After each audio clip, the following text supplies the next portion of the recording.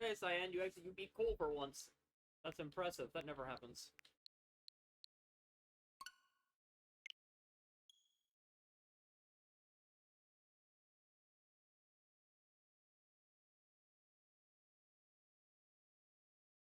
Yeah, I'm not sure what happened. That was weird.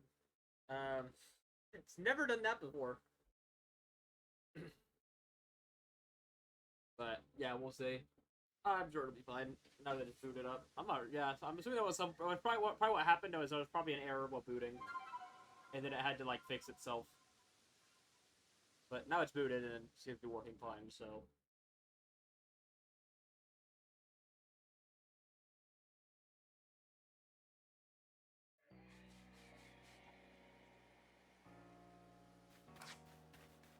all right, now you guys get to enjoy, like I told you the other day.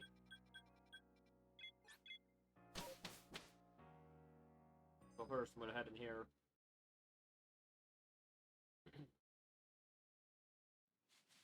I'm actually gonna leave because I don't know if having that outbreak there is going to affect things. I don't think it will, but on the off chance that like I don't think a distortion can spawn on this spot. I think they spawn like right here.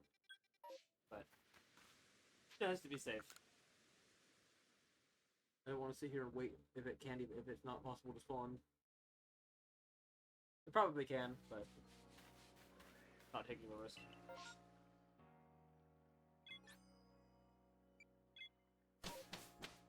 Well, the game has decided. You have to wait on your gameplay.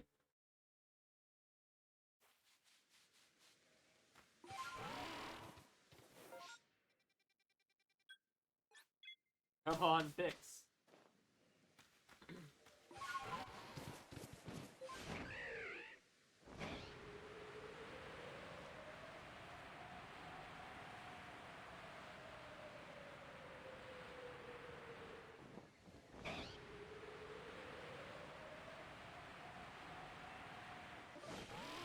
Alright, let's see. Come on. Be nice to me, game. Come on. Let's get off to a good start today. Set ourselves up for 7 shinies.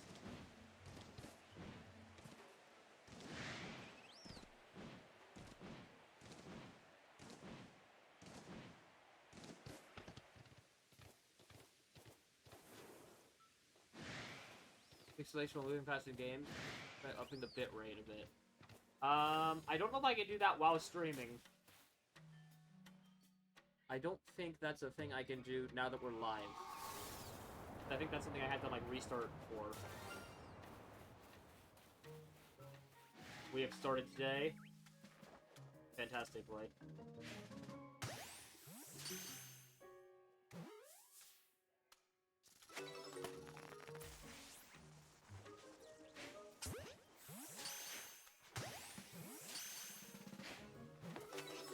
We're on track, people.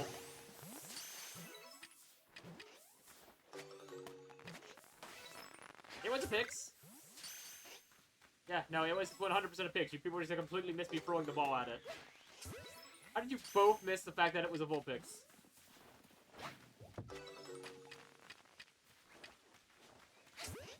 Yeah, no, that was 100% a shiny full pix. I just caught it.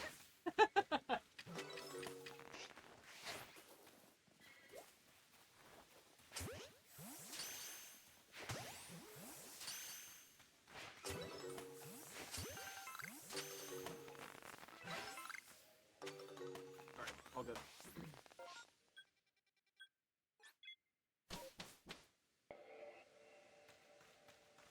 Yes. Yeah, anyways, stream, output, bitrate. Can I change that right now? I don't know if I can. It's at 2500 already, I mean...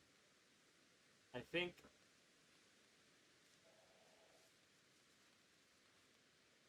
2750, I guess? Oh, it let me. Huh, yeah, it actually let me, so... Oh, it didn't update, though.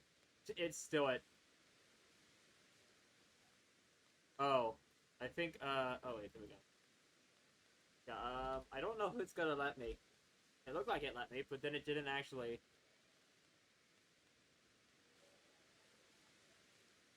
Yeah, that's what I figured. Well, we can worry about that tomorrow if we continue to have problems.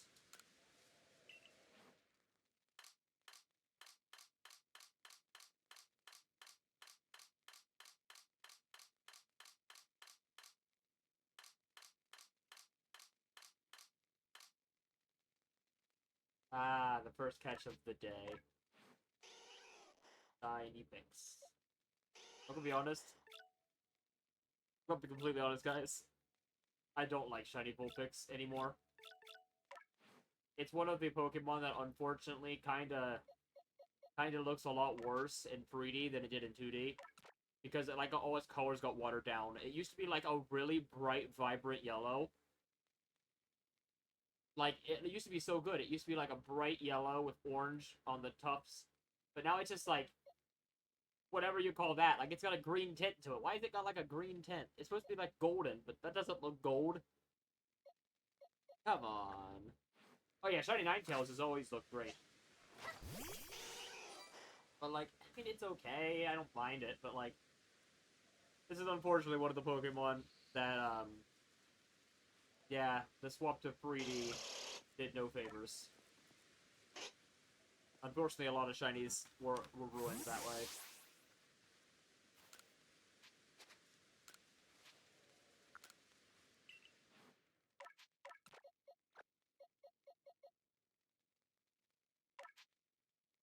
I have like 20, but we're not gonna evolve it. We'll keep it like this because you never know. Whoever gets this Vulpix might end up wanting it to stay a Vulpix. Alright, yes. Cool.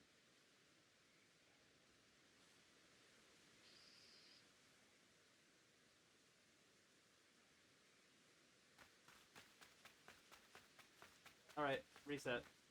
Come on. Can we get one without an outbreak, please?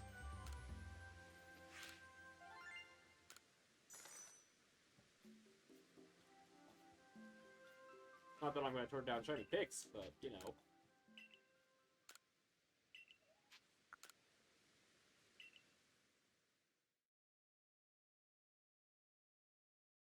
Oh.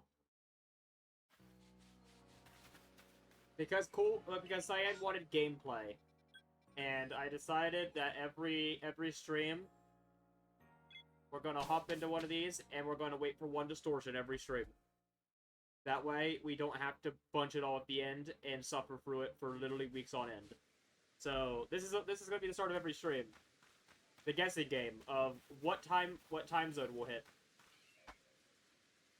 And chatting for the first bit of the stream while we wait on a distortion. Yesterday was about 20 minutes. I think we hit the 20-minute yesterday.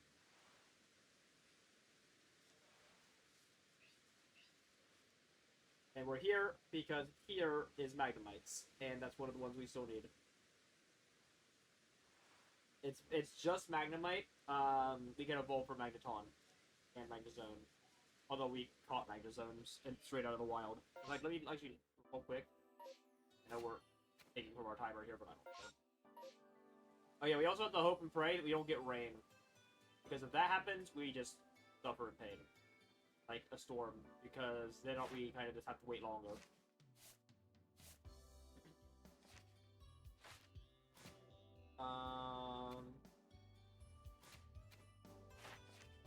Where's Magnemite?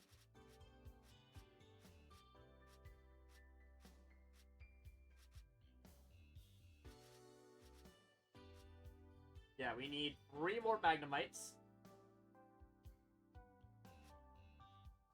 1 more Magneton. Oh my god, wait. Holy crap, guys. Guys, if we get triple Magnemites today, we can finish this one. We'll only have the one to do. Oh yeah, no, absolutely. It would be I would literally bet money on that.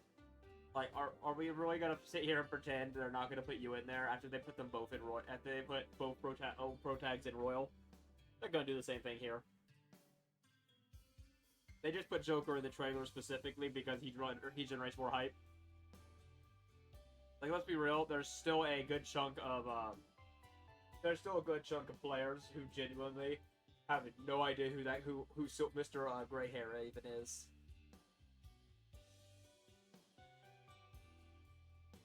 Well, Cyan, I'm almost positive that episode I guess has no trophies. So yeah, we're gonna do them because we won't even be worrying about trophies. We'll just be playing the thing. This will be one weird playthrough where we're not worried about platinum, about trophies, because there probably won't be any. In fact, let me look this up. Let me get onto this though. But yeah, we can finish this today if we don't get a Does the Coastlands have any starters?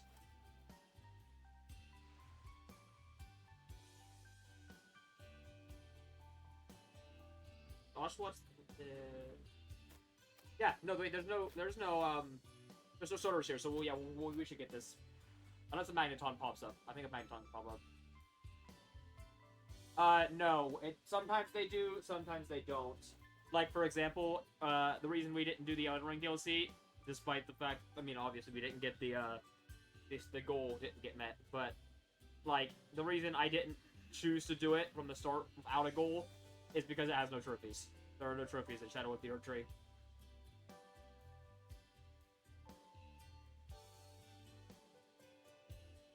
Let me look this up, though. Will episode, I guess, have trophies?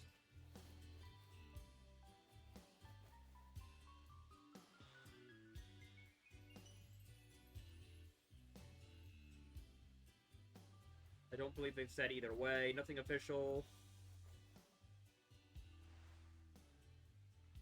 Yeah, basically the consensus is that no one said anything. So until we get like right up next to the deal, because once we get like right up next to the launch, people will be able to check for the trophies regardless. Because before the game comes out, you can still check for a few things, but only right around launch. I've noticed people can figure it out because people found out that Erdtree didn't have any trophies like 3 days before it came out through like a data mine or something. I think through like the PlayStation Store. Proto Jumpu and Metis. I don't even know who they are. Like I've seen them, like because they were in like what I literally only have seen them through that one music video and free dancing. It from one of the episode I guess songs. And I think they were in a thumbnail for the episode I guess like reveal trailer or something. Which is hilarious to me. Yeah, I don't know, I literally I didn't even know that was their name. You know, I'm still just gonna sit here and be like, you know, I know we've had so many Persona 5 spin-offs at that by now, but like,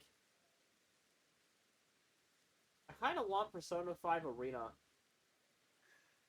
I do. I'm gonna be honest.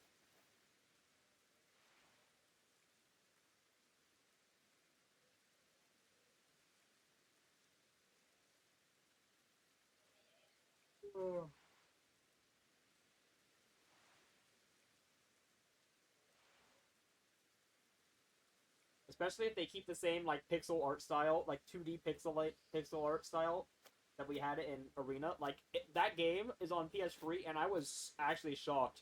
That game looks so good to this day. Yeah, I'd main. I don't know who I'd main, but it would definitely be. He would 100% be. No, I would say 100%, but maybe not because the game. Because if it's like for Arena, it'll be a canon. It'll be a literal canon sequel. But it does mean it'll probably be like Q, if four Arena was in there to go by, and we'll get like characters from all three personas that people actually remember. Because 1 and 2 have not hit the main line, and probably never will without a remake. And if we ever got a Persona 1 or 2 remake, it would probably be it would be a Final Fantasy 7 remake situation, I think.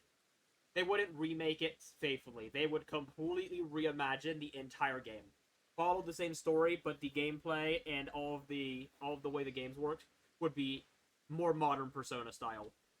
And honestly, I would be totally down because Persona 2's story I've heard is like really good.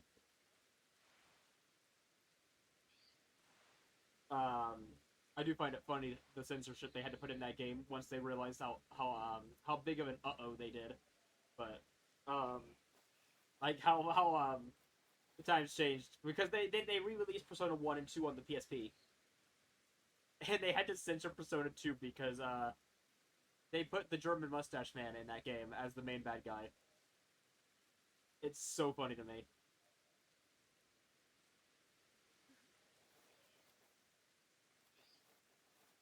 Yeah, yeah, they did. And they, you know how they censored him? They gave him sunglasses and changed his name. But you can still very clearly tell it's just him with sunglasses. So basically, I'll give a spoiler-free rundown of Persona 2. Basically, the whole gimmick of Persona 2 is that rumors are going around town, okay? And but all of the rumors that are going around, if they get spread enough, they become true. And it focuses on conspiracy theories and and like and just like internet rumors. So, and how basically the persona like dimension of that game basically forces them to be real.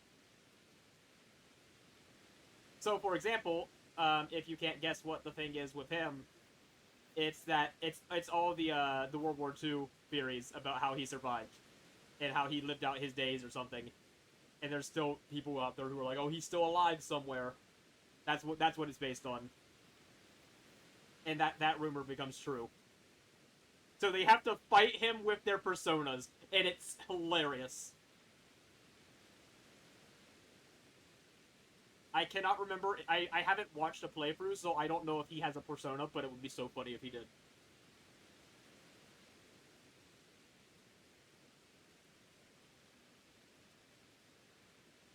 Yeah. Also, if only it wasn't a $300 game. It's also a Pokemon game. It has two versions. Yeah, there's two Persona 2s. They went the Pokemon approach and gave it alternate versions.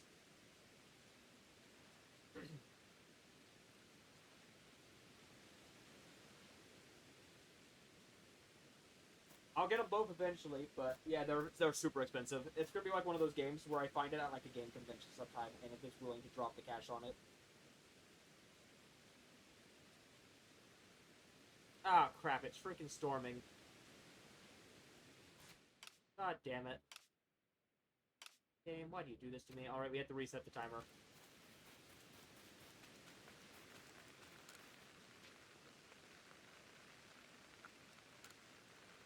Sorry, guys. Their gameplay gets to get extended.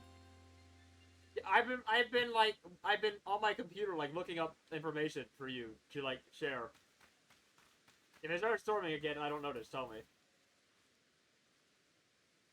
But yeah, it cannot do that. If it does that, the distortion timer, the distortion timer doesn't reset. But that's the problem. It keeps going.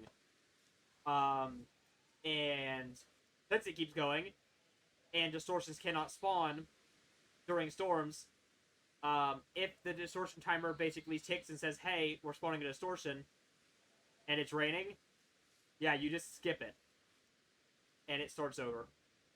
So it's usually best to just reset the timer entirely whenever it starts storming, because we might end up waiting up the storm, only to have to reset the timer anyways, and you usually will have by the time that the storm goes away.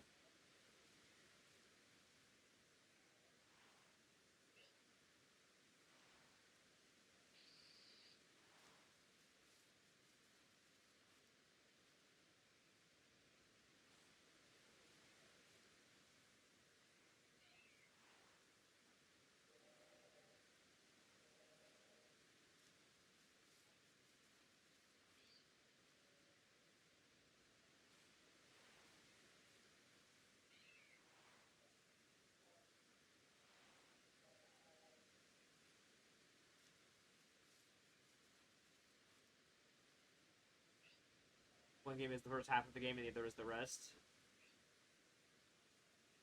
I'm not sure. It's kind of a weird game. It's kind of a weird case because I'm pretty sure how it is they're like timelines, but they're like connected timelines where you kind of have to play both to get the full experience. It's like freaking Oracle, Zelda Oracle, I think. I don't think it's half and a half. I don't think, or maybe it is. But I think it's like a weird case. I think one game is like the first story, and then like the world gets reset or something. I'm not entirely sure. Yeah, like something happens, I think, at the end. And while Eternal Punishment is like entirely a different, like entirely different game that can play by itself, I think the lore is that something happens and the world like collapses back in on itself or something, and Eternal Punishment then happens. I think. I could be entirely wrong.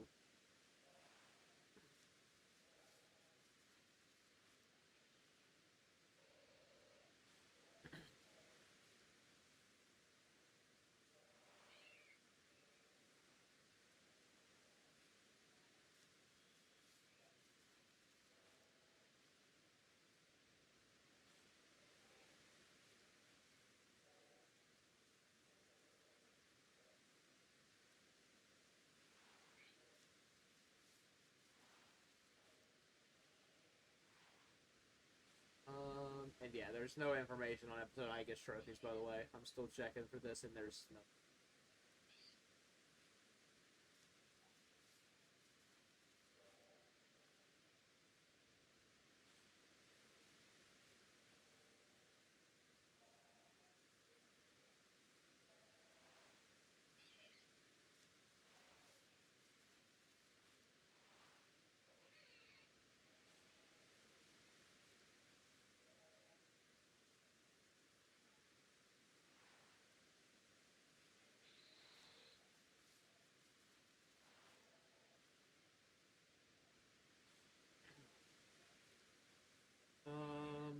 Yeah. Let's go to price charting real quick. We had fun with that the other day. Price charting. Persona 2. If you want to play Eternal Punishment on the PSP, the Japanese version, it'll be. I think this is for complete. Hold on. Which I would never even get the Japanese version. It has an English release. $83.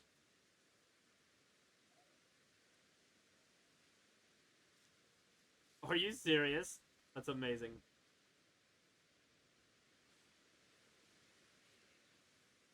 Okay, here it is. Persona 2. Yeah. Persona 2 Eternal Punishment. Just the loose disc is $170.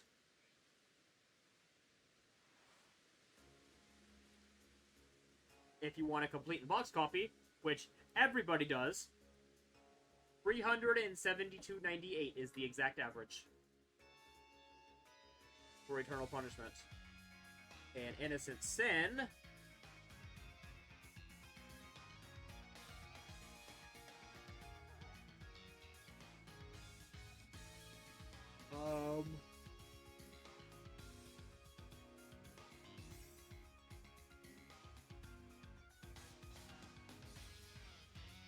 The Persona 2 Eternal Punishment strategy guide is over $100. I didn't even know it had one.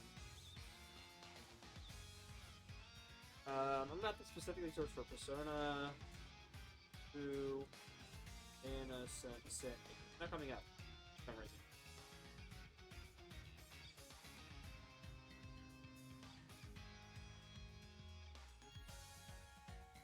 Did that game not get an English release for the PlayStation?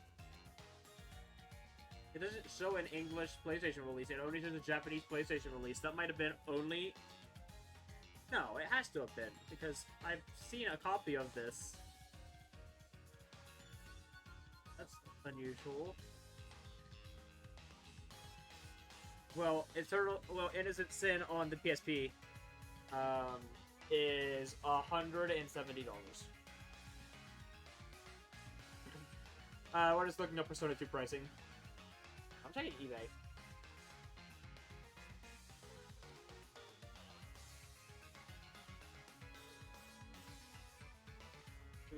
Innocent Sin.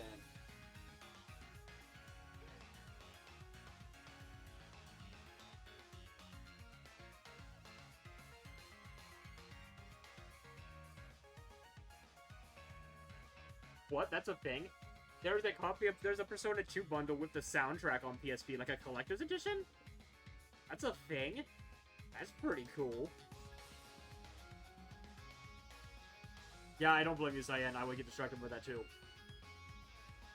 I'm also being attacked at the wall right now, so there's that, too. There's a graded copy for $1,000 with the soundtrack. I don't know why anyone... I think grading video games is the stupidest thing. Oh, there's a very... That's actually a very nice copy.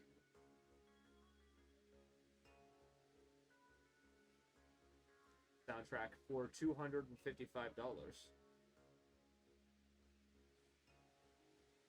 Very expensive, but solid. Okay, but like, am I crazy? Because I'm still not seeing...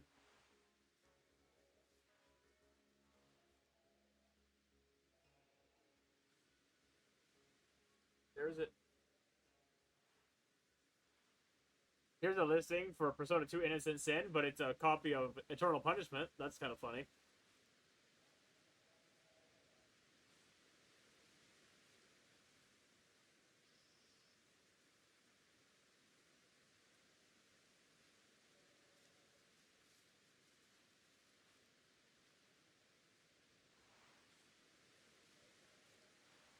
Yes, the answer to your question is yes.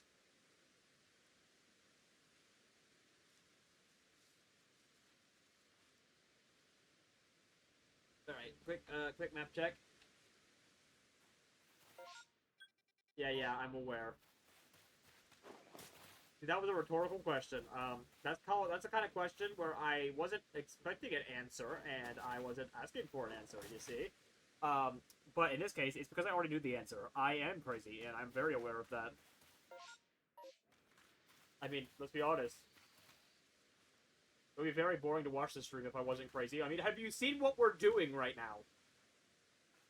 Like, what a part about 100% Legends Arceus screams sane human being.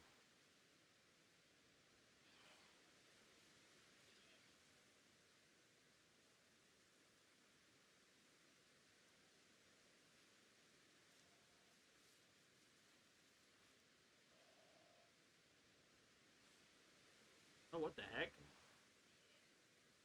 What did I just find? Did this get posted? What the heck? That is such a good deal. There's a copy of Pokemon XD Gale of Darkness complete in box on eBay just now. With the poster. For $195 with $5 shipping. So for $200. That is a remarkably good deal, I'm pretty sure. I mean, the box is slightly creased, but that's not bad. I mean, Gale of Darkness is like what, 260? I'm not dropping $200 on this. I just need the case. I don't even need the disc, and the case isn't that great. The main thing I want is the case. And the manual's also kind of... The manual's slightly creased on the front one, but it's not that bad. No, I'm not gonna just resell because I'm not that kind of guy. Also, I would only be buying for the case. Yeah, this must have just got listed. Sometimes you'll get lucky and you'll just search for something and you'll just find something. I would say the poster's very cool though. The poster looks like it's in really good shape. They definitely did not ever hang that poster. I actually didn't know the game came with a poster, and that's really cool. And I would totally hang it on my wall if it wasn't for the fact that it came with a game. So it's literally like split down the middle in 4 pieces. You know how when you unfold a poster like that? Like, come on. It doesn't look great. You had to like try to hide the crease from where it was folded.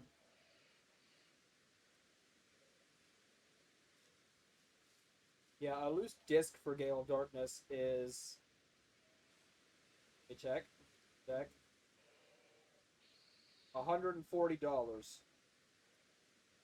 Yeah, now completed box is supposed to average at $200, which is where this is at. But, yeah. Normally, eBay is insane and tries to get $500 out of this game. So, it makes this very nice. It means someone actually paid attention to price charting and priced it right at price charting for once instead of the other way around.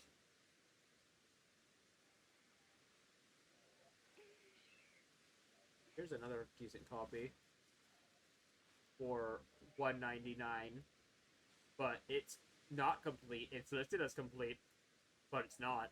It's blatantly missing the poster and the manual. It's got like the GameCube like console manual. Yeah, sure, why not? That poster I have in my room. I mean, I have some PMD. I have some Mystery Dungeon like parts I got out of the. I don't know if you guys did. You guys ever see?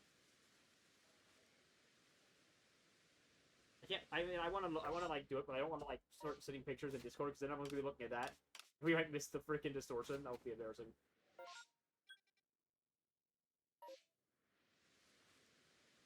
But did you guys ever see the Explorers of Sky design I got? Like the fan sign?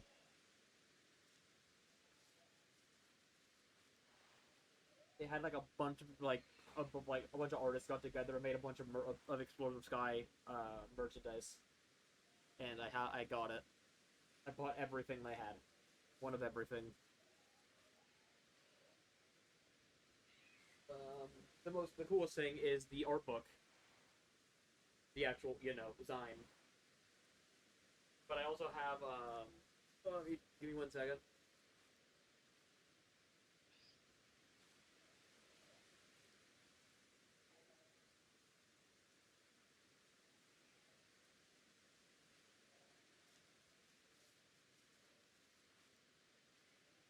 All right, I'm gonna post this in the Discord.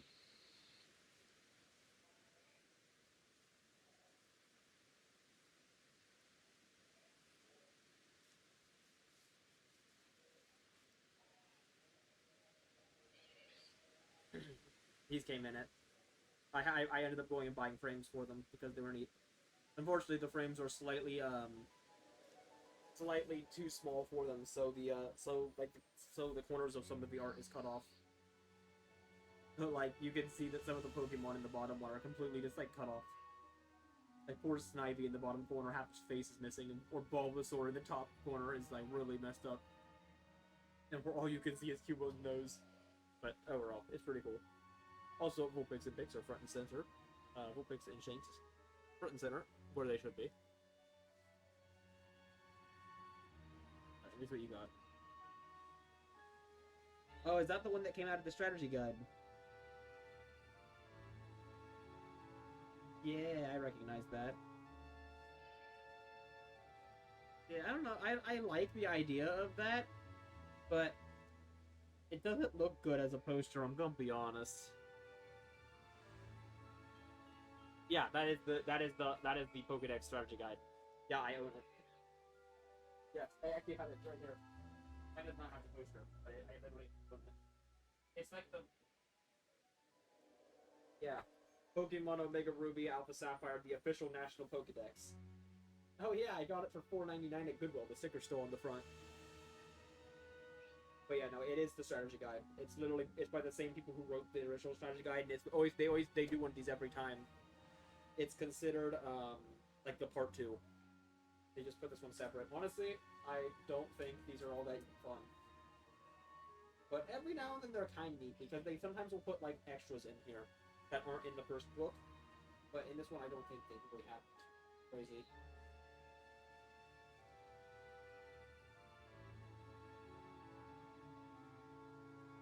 Front has like a guide book. It shows where all the Pokemon spawn. That's kind of neat. I can show you all the spawns for each route. Yeah, but this one doesn't really have any interesting stuff, I don't think. And cool.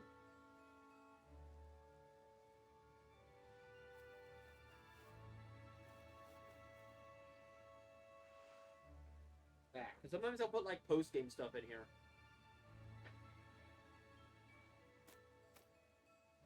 I mean, I got you beat. I got the Heart Gold Soul Silver strategy guide for 25 cents at a yard sale. So that was pretty cool. It was just in like a box. It was like in a tote with a bunch of like children's like Winnie the Pooh books. Like it was so funny. It was so out of place, but it was like right on top, and it's the only reason I even saw it because I wasn't gonna dig through a box of like random little kids books. But yeah, no, it was just right on top. Heart Gold Soul Silver strategy guide. I'm like, how much do you want for these books? They're like, $1/4 piece. unfortunately, I asked them if they had Heart Gold, Soul Silver, because I'm like, they have the book. They've got to have a copy of Heart Gold, Soul Silver around here, right? And, like, I will totally buy Heart Gold, Soul Silver for whatever they're going to give it to me for. If they're going to sell me this for 25 cents. But no, they said they traded it into GameStop a long time ago. They just never got rid of the book. So, ripped their wallet and mine, because, that's unfortunate. Also, it is raining again. It's not storming, I don't think, but it is raining. I don't like that. Just stop doing that. Like, we're just gonna get napalm, please. Right.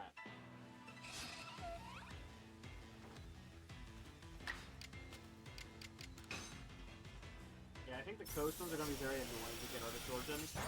What the frick? Did you see that? That ice beam went straight up into the sky. Like, what are you aiming at? Do it again. What are you aiming at? I think it's just trying to lock on to Warmerdev's head, but like the head is like technically like the tip point of like where it's hanging from there. So the ice beam just flies like straight up into the sky. That's so weird. I got destroyed in the room flood once. Rip. I lost a lot of stuff in the base when my basement flooded when I was a kid. Lots of good game cases. Unfortunately, yeah, I got watered through, and that's including a complete in-box NBA Jam on Super Nintendo. So that was nice. And I was a kid though. It wasn't even mine. It was my dad's. I didn't care that much. I still have it. It's not bad. It actually got through, but not too bad. The one side of the box is wrinkly, but I managed to like salvage it, kind of. It's probably worth nothing because it's still watered. Like you can tell that it's really rough, but the artwork's still like intact. It didn't like peel or anything. Actually so it actually doesn't. If you're not looking for it, you can't tell. But yeah, it holds no value. But yeah, as in a picture of the PMD arts, I put the Eevee one in the center because that was my favorite one.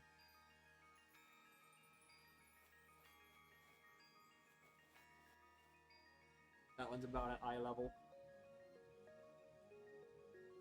But there's also an art book, which I took a bunch of pictures for one time, and I like shared like almost every page because I'm like, oh my god, all the art is so good.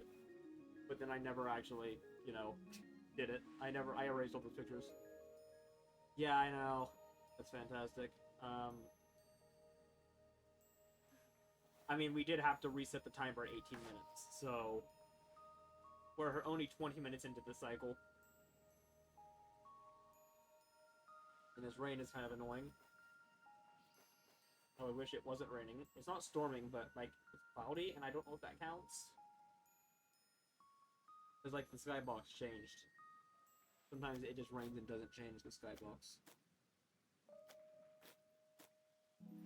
Oh.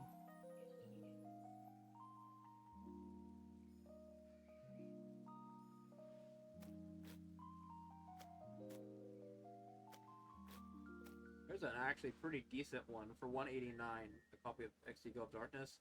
Like, the case looks really good, actually. Looks like they have it in a protected case. Problem is, I don't think there's a booklet. Yeah, there's no manual in there. That's what the problem lies.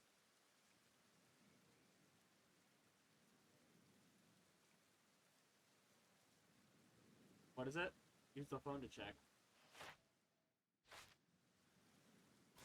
I don't know if that matters, because it, like, heavy rain, like, counts up. Yeah, it just says rain. Like, it'll say that regardless.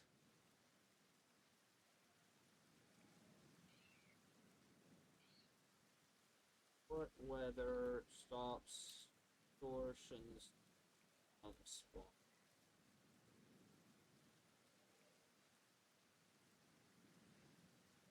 The weather is intense snow, snowstorm, or thunderstorm. When a distortion will be generated, it will skip spawning the distortion and automatically reset the timer.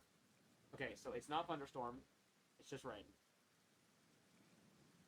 Yeah, I think it has to be the rain with a lightning bolt.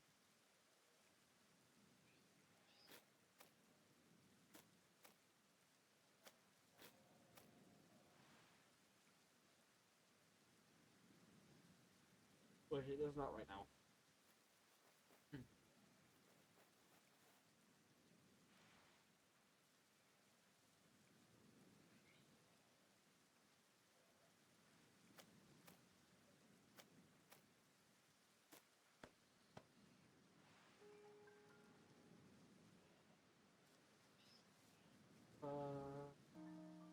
So did you guys see the new art on those freaking like trainer cards in the trailer? I know Cool did because he likes posted the trailers, but like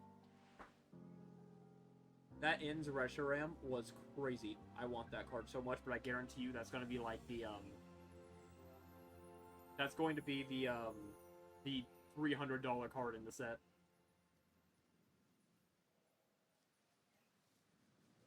No doubt in my mind.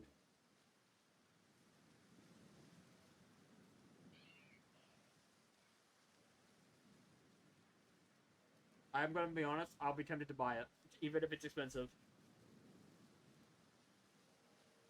Because even if it's expensive, it'll probably stay expensive. Probably. So that's the risky part you play with these cards. Because at the end of each generation, there's always a set that reprints like all the best cards from the series, from like that generation, and it will tank the value of a lot of cards. A lot of the current like $200, $300 cards in the Scarlet Violet sets are going to be worth next to nothing.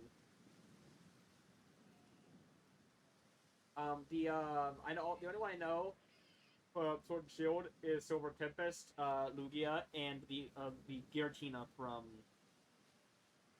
Lost Origins. They're both still really good.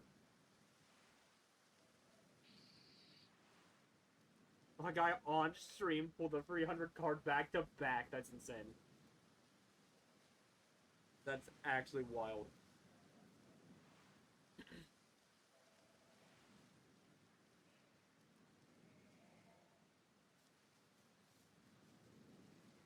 Oh, yippee! My Pokemon Center package will arrive soon. Probably tomorrow. Yeah, I live within like an hour of like the distribution center for Pokemon Center. It's actually hilarious. They've got one within like an hour and a half of my house. So whenever I order something, it shows up like literally 2 days later, and I don't have to pay for extra like fast shipping because it's always fast shipping.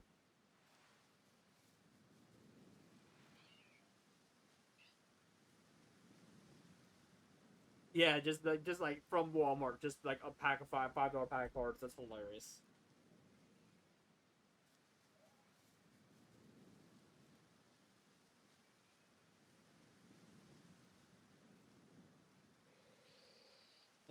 For now. What killed it was the fact that the last few sets have kind of sucked. The new set's pretty decent with the Greninja, but yeah.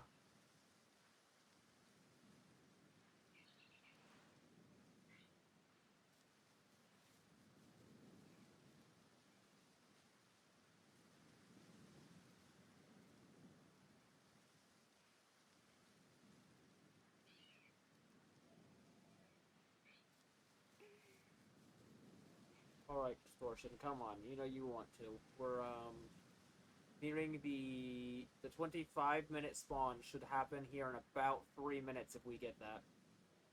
There is a literal 75% chance that it happens on that roll. So let's hope and pray. So what? Okay, so it's a 10% chance to hit the 5-minute roll. Then it's a 30% chance at the 10-minute, 50% at the 15, 75% chance at 25, and a guaranteed at 40.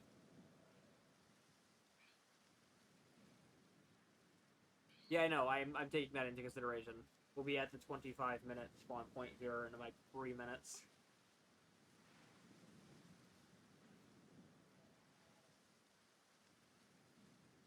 Or heck, actually even sooner than that.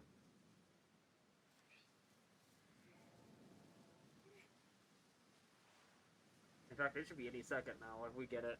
So we might be stuck on the 40. But it depends on how long we were in menus.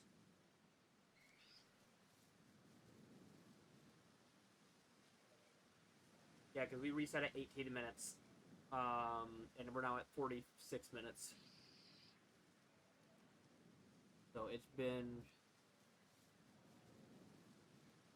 nearly half an hour. It's been 28 minutes. So unless we spent 3 minutes in menus, we're on the 40 minutes now.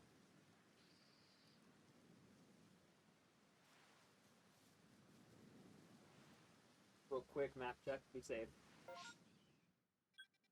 Nothing on the map. Okay.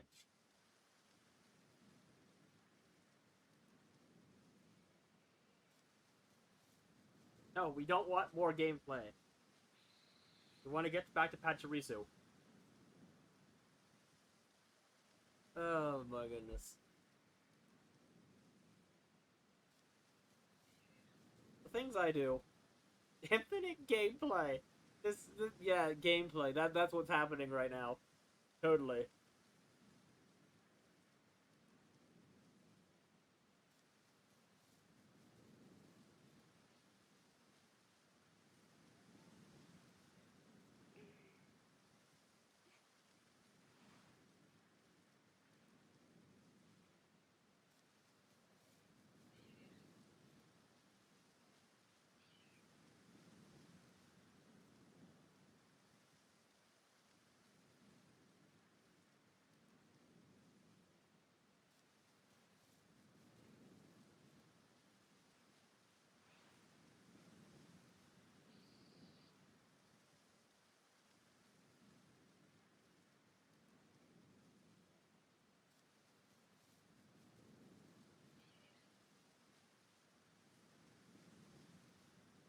But,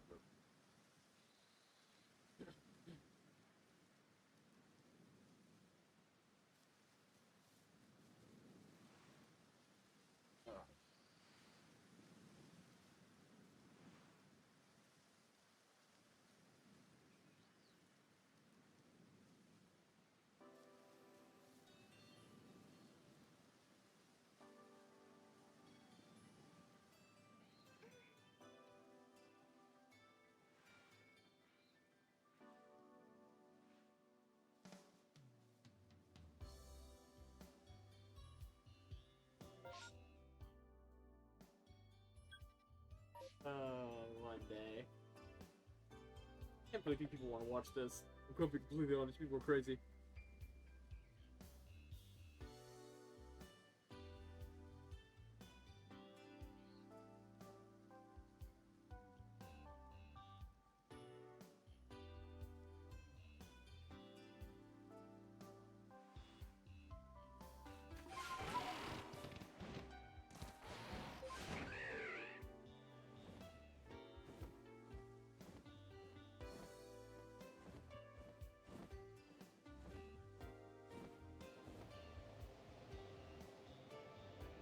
Premium gameplay. Yes, exactly.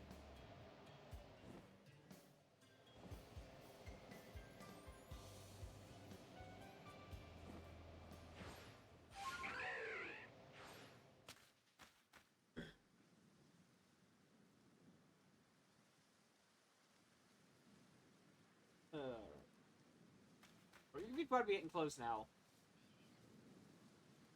I think the 40-minute time period will be at in about 10 minutes. We've got about 10 minutes, guys.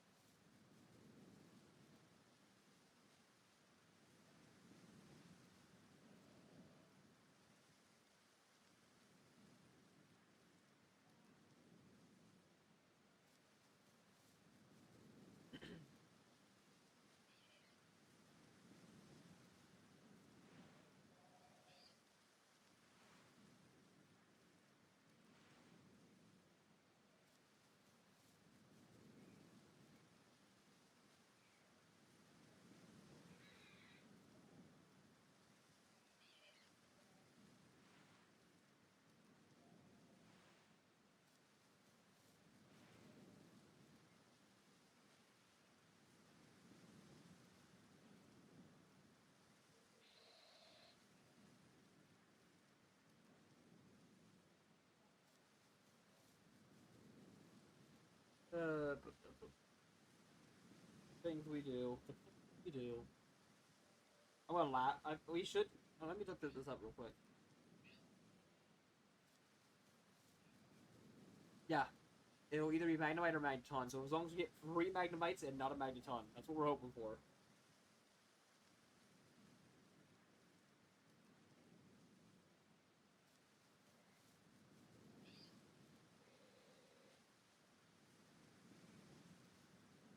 praying for free Magneton. Why?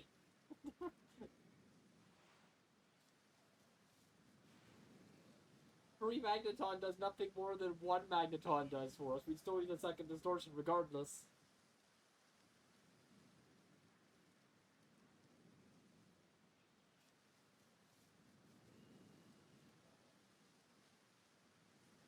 Because of more gameplay.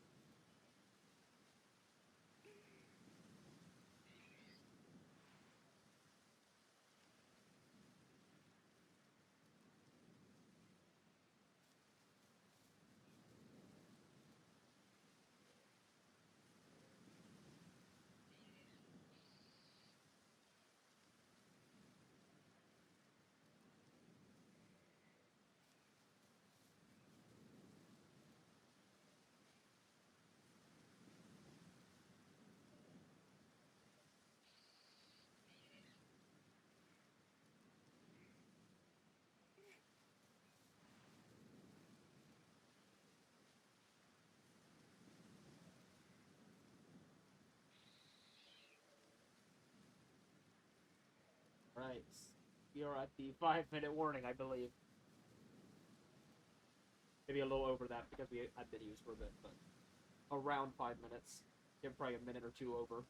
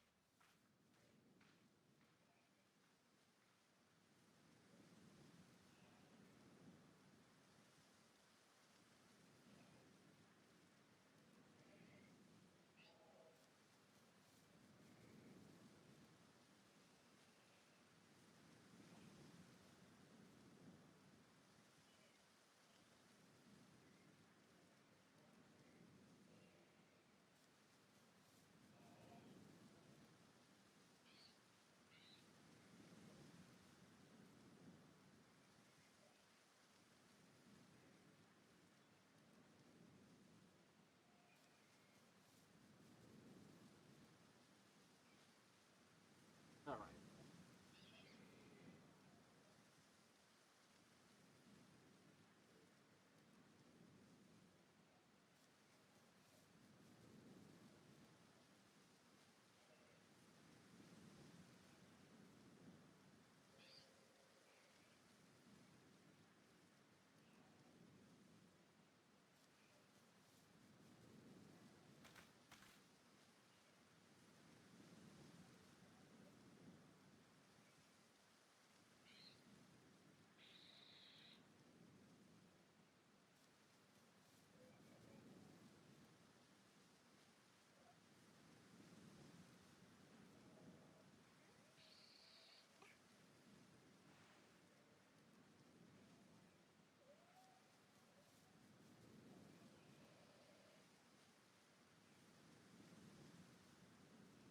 Right, we should be getting it pretty soon now. About 2 minutes until when we reset it would have been 40 minutes.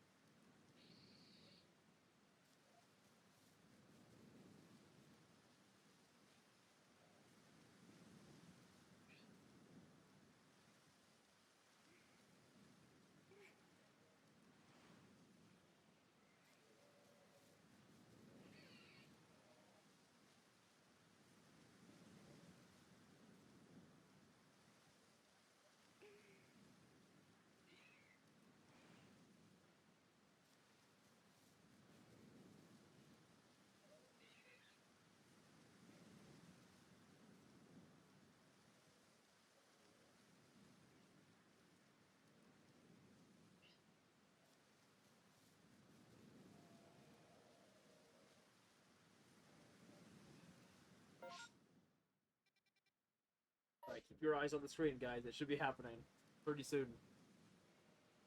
I'll laugh if we get a storm, like, at the last second. I'll be so mad. Because if we get a storm now, it'll guaranteed overwrite it.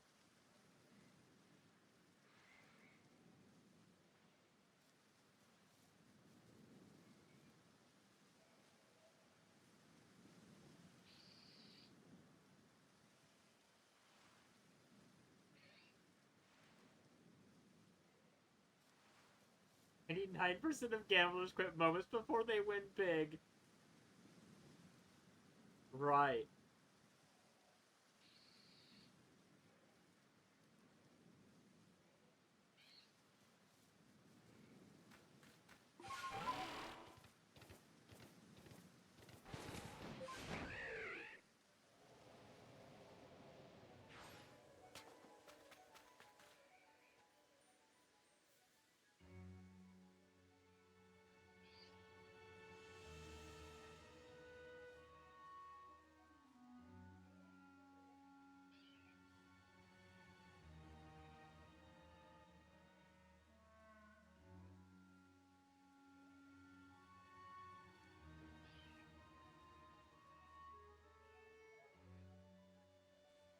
Look this way, because that's it's gonna spawn right over here.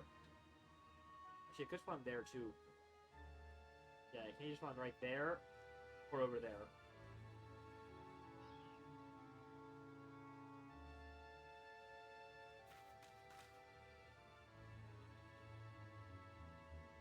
Right.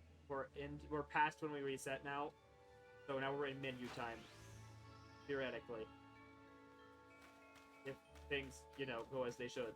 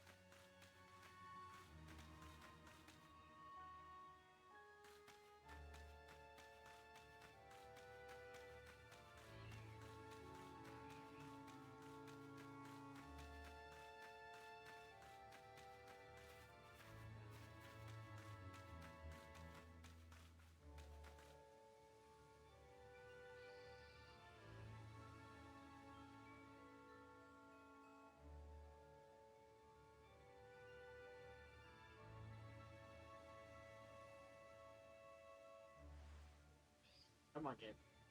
Any moment now, please.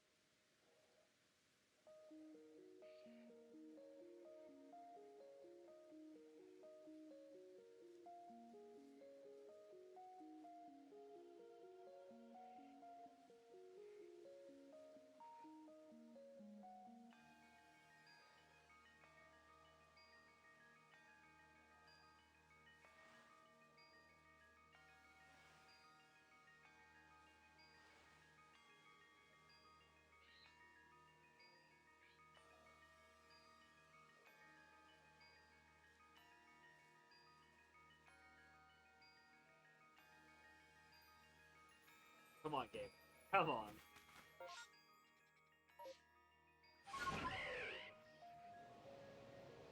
thinking that rain might have done it, guys. Just saying. Sun calls up. No, guys. I mean, we're not leaving, but still, I think the rain might have done it. It's been clear for a while, so.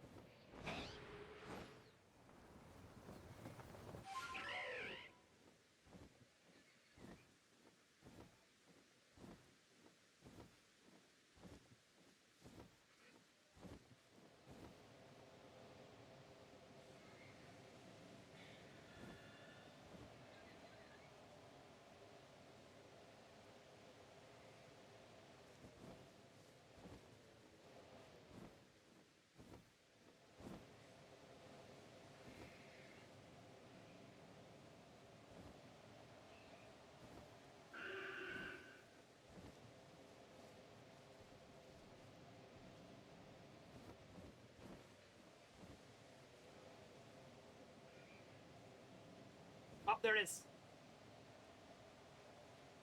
Ha! This is not gameplay. Where's our gameplay?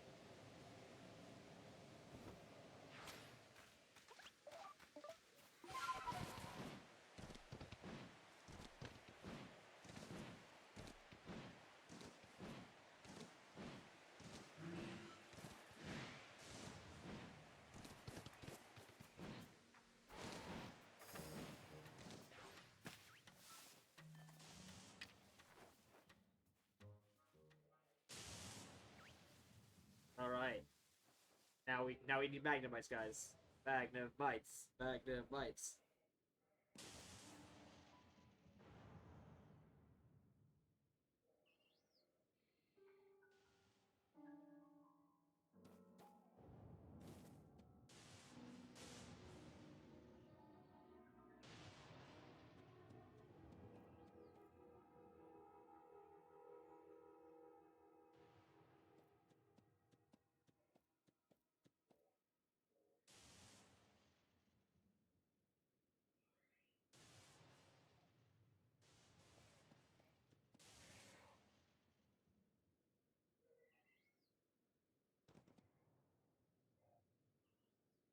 No, not Magneton. No, guys, no. Not Magneton. No, we do not want Magneton. You want Magnemites because if we get Magnetons, if we get Magnemites, all three are Magnemites. It means we can do fossils tomorrow. You guys want fossils, right? Fossils are fun.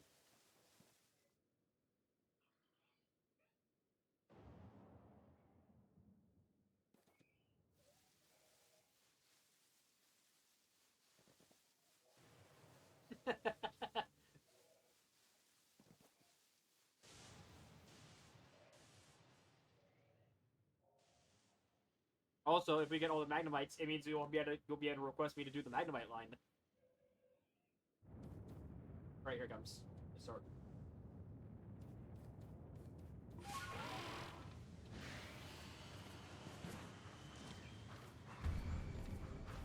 That's something I learned during this playthrough. Like, I didn't know it before. But there's like a large rumble of thunder in the background whenever right before it starts. It's like a little warning. Get in the damn grass or you're gonna get jumped.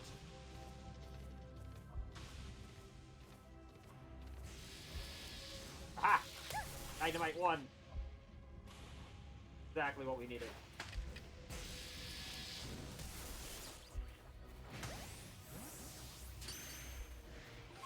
One down, 2 to go.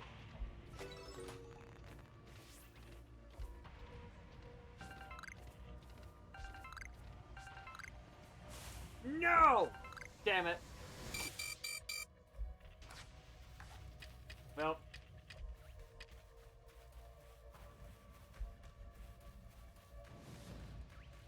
Alright, I need to get out of here.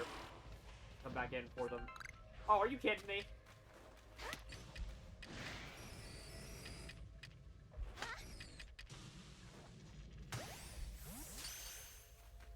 Boo. 2 Magnetons. Really? No, I mean, you guys can request Magneton now, at least. And Magnezone briefly. I mean, you could request Magnezone anytime because we literally can catch it outside of the sources.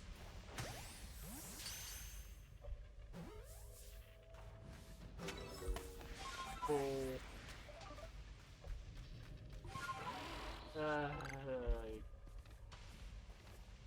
Yeah, at least we got 1 Magnemite, but we need 2 more.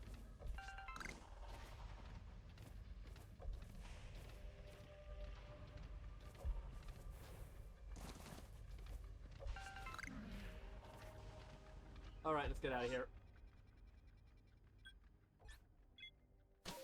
It's Pachirisu time.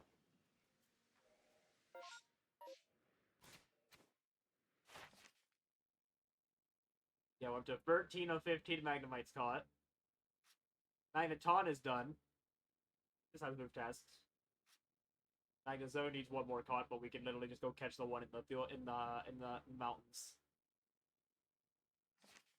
It better. It better have 2 of them because oh my god.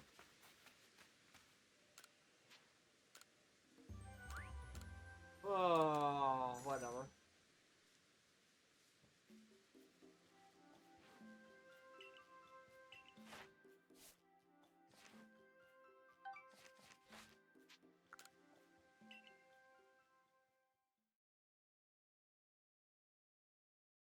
Tomorrow might be a short stream too,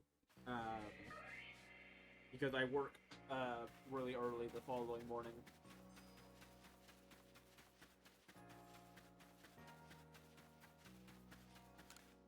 So we'll see what happens with that.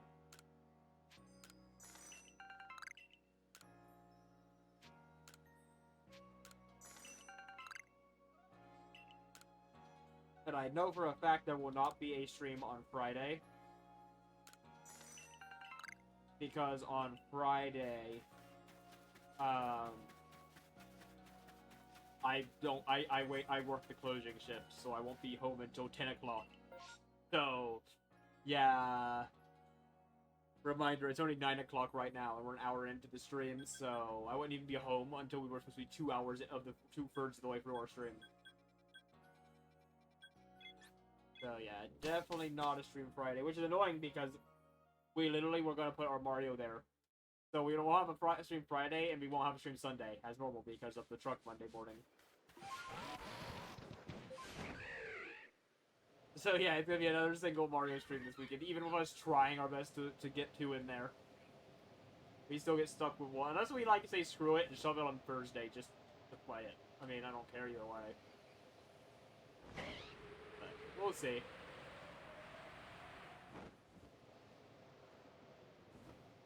Legend of Arceus is just as important, if not more important, that we get through, so... first day should be normal. Yeah, first day should be normal, perfectly fine. There should be nothing wrong on first day.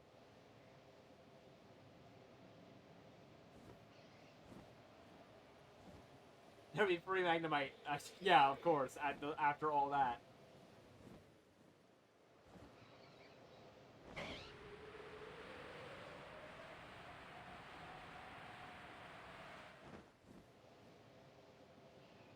Oh. Patchy. Oh, let's go! Instant 17% Patchy. Hell yeah. I was not expecting that so fast. Instant squirrel. We love instant squirrel. What's that put us at?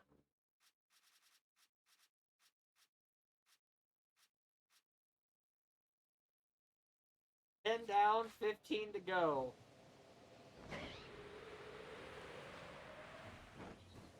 We get one of the trees over here. Darn. Nope. Bad.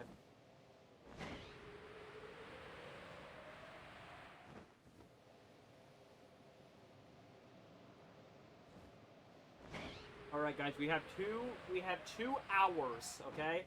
To find 6 shinies.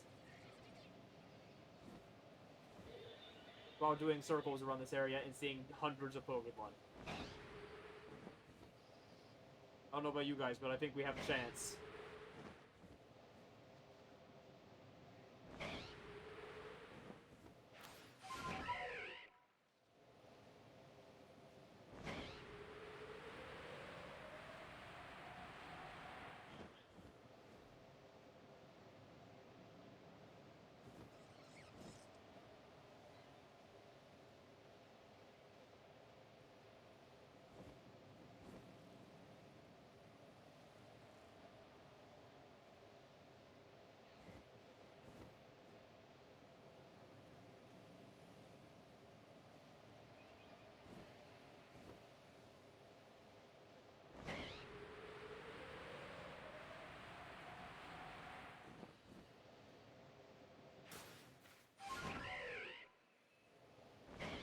Okay. And up here, and then loop around.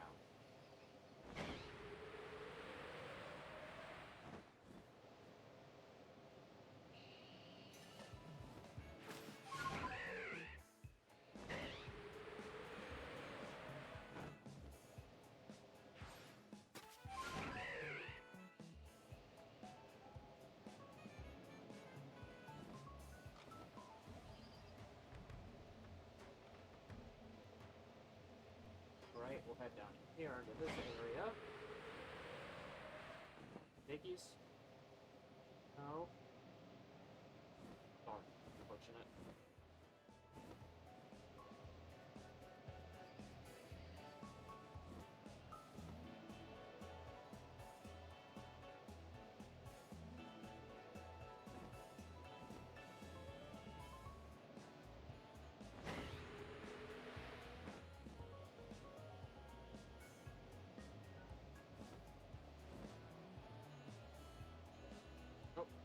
Alright, another chance. This is a 25%.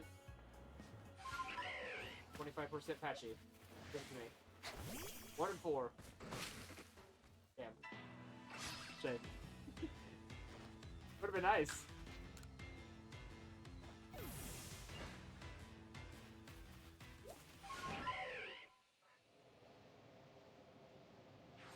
An Alpha Turtwig.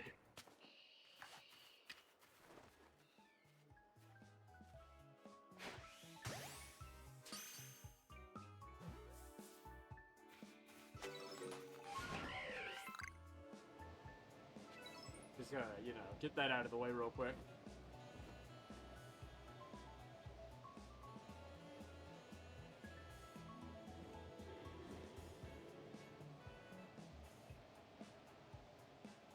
It's weird to me that there's 2 Alphas rings.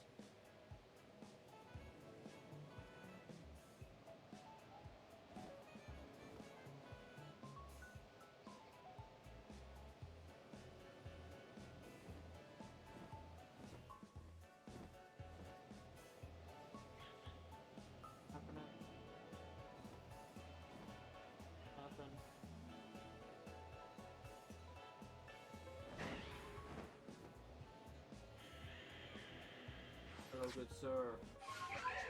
Come to nuke you with an ice type.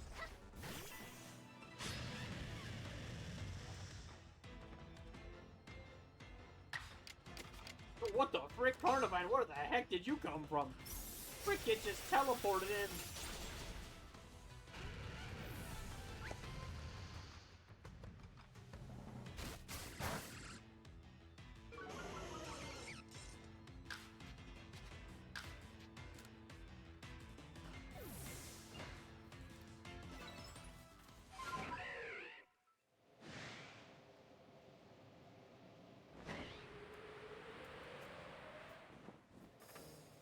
Oh, another chance.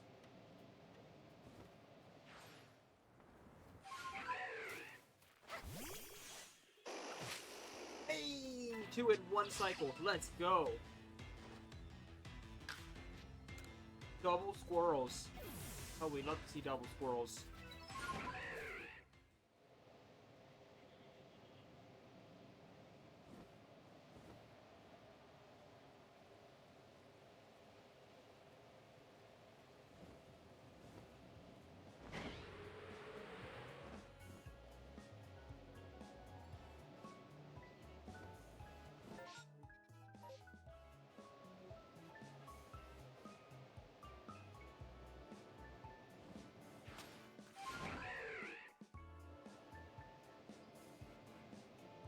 Yeah, that's true.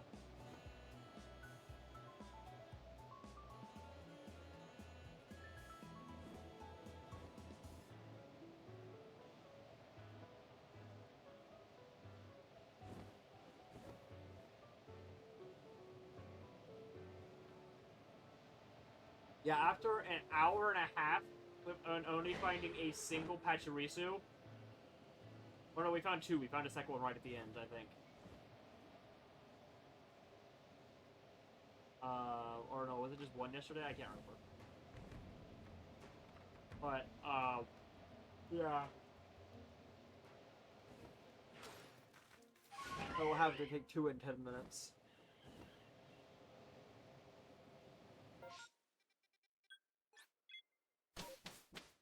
Hey, those trees up there cannot have Pachirisu.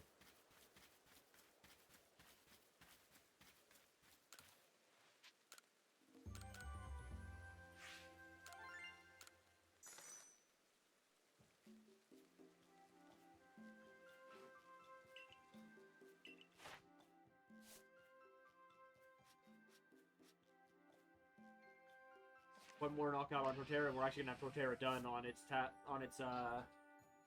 non-move tasks. Perfect just needs to catch 2 more of them.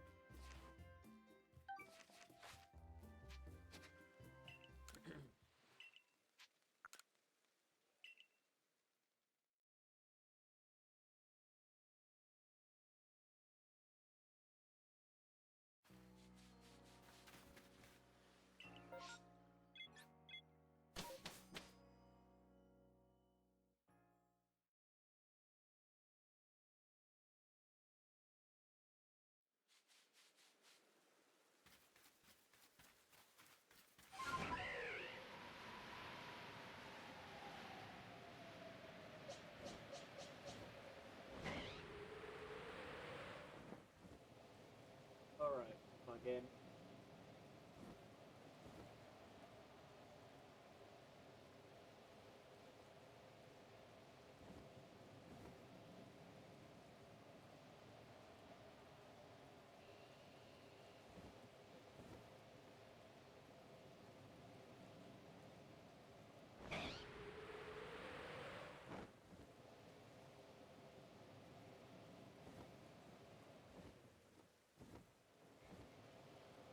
Oh.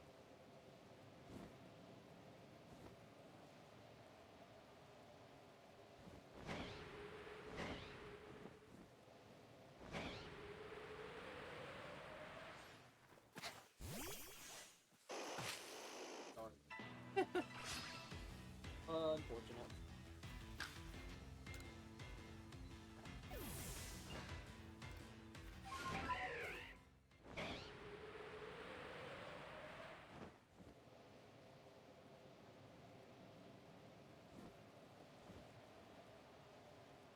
Oh, another one. Wow, that was fast.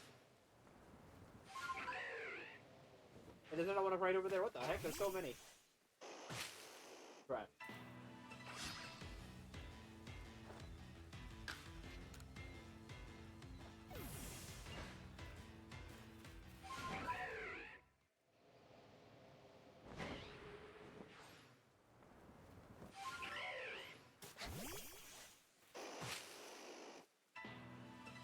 No, not the burn me. Come with the Burmese, please, I beg.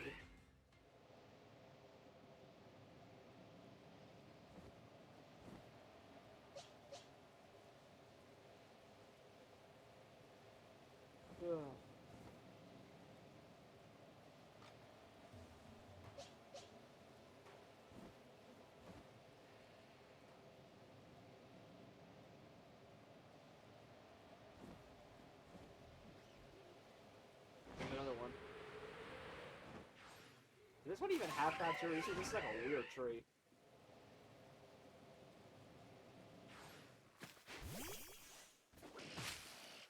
Yep, it can have Pachirisu because beat us down one. Heck yeah! We've already found 3 Pachirisus. In about 15 minutes. Oh, you love to see that. 12 out of 25.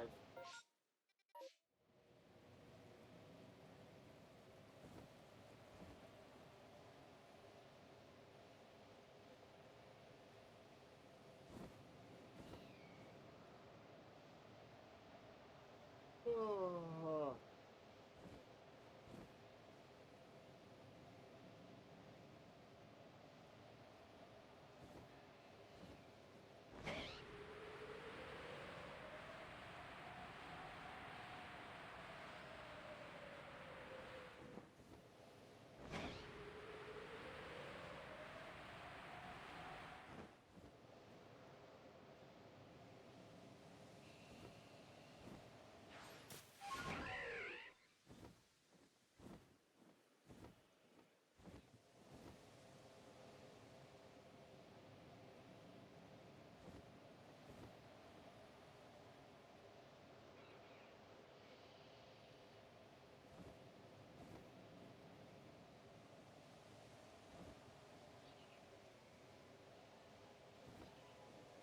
Hey.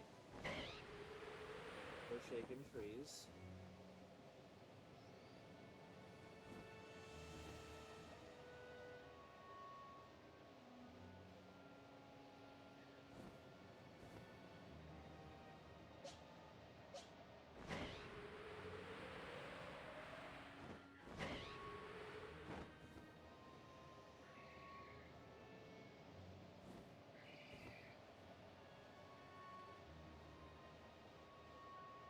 Alright, well...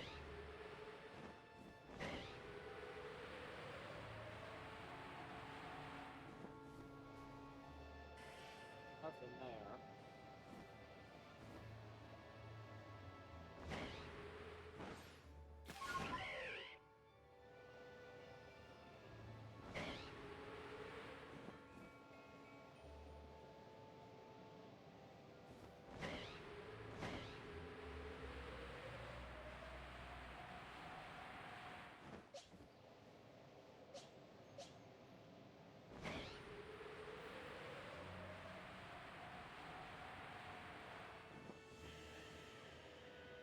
Oh, hi, Lily. I didn't even...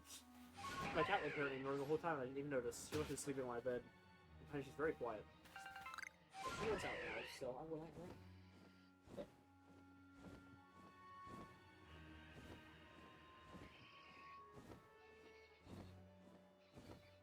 There you go, kitty. Okay, kitty's out of my room now.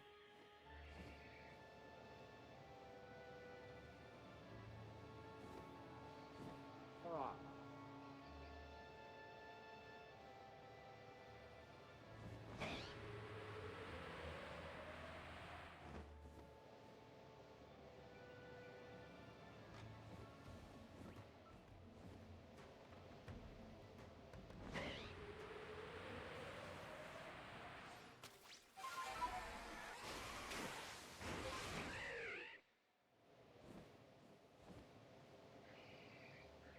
Great.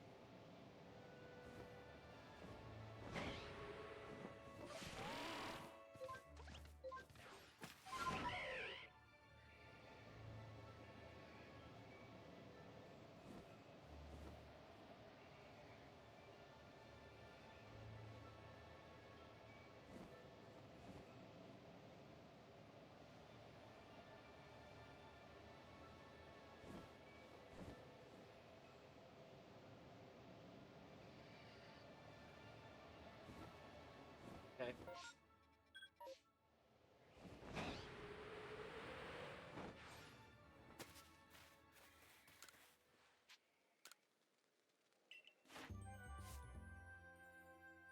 And we finished the task. Look at that. We got to the 12 mark milestone.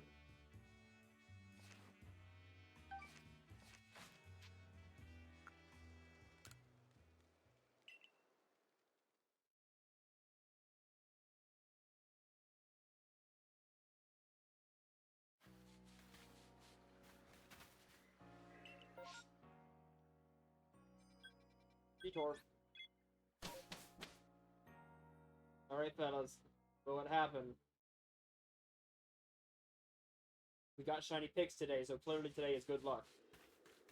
And we've been getting insane Pachirisu luck, so... I don't know, guys.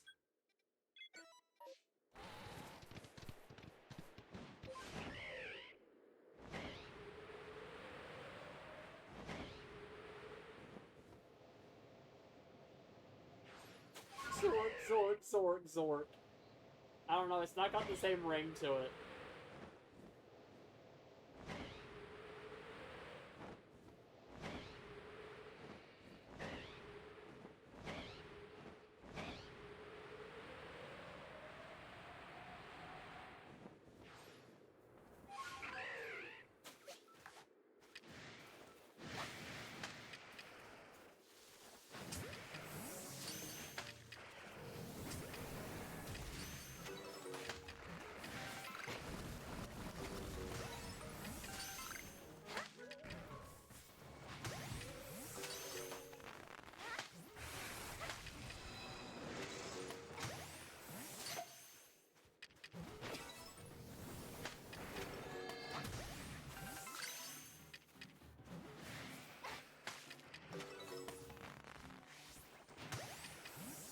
It ain't looking good.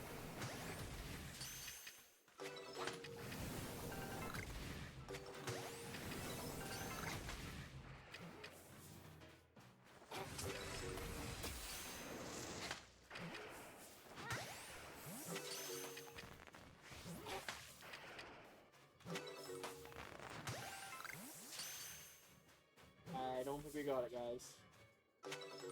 Unfortunate. Rip.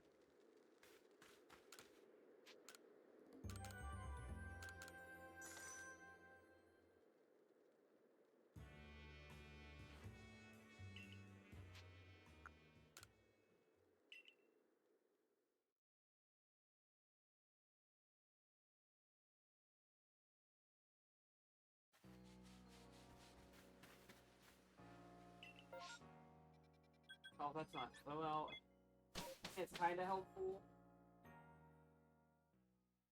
Alright. Check it.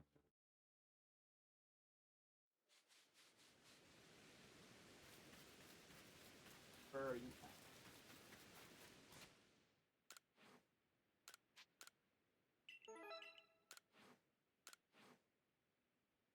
We're almost at 10,000 at those points, by the way.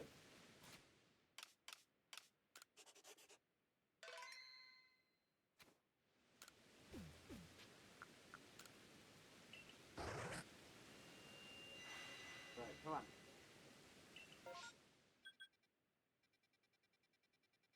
Alright.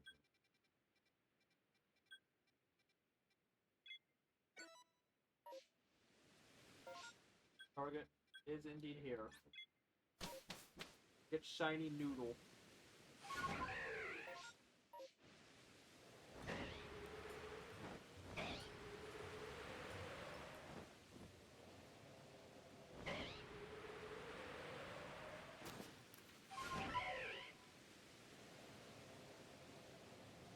I am not gonna be able to check for shaking trees in this.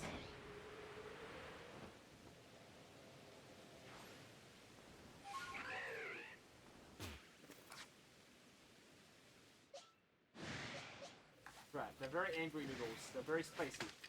Spicy noodles.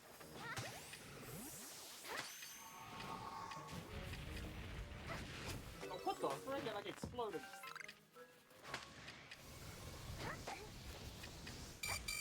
Holy! That had some range on it.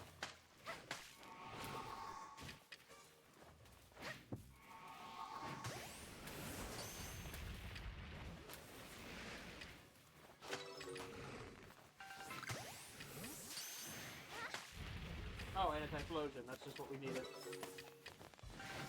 Actually, it's exactly what I needed. Oh my god, he shot two! I almost died. Rip.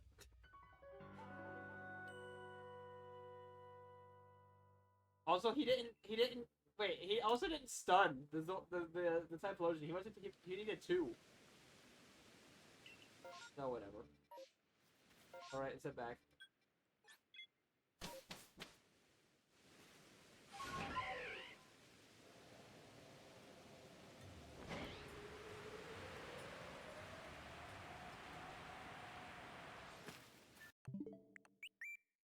Oops.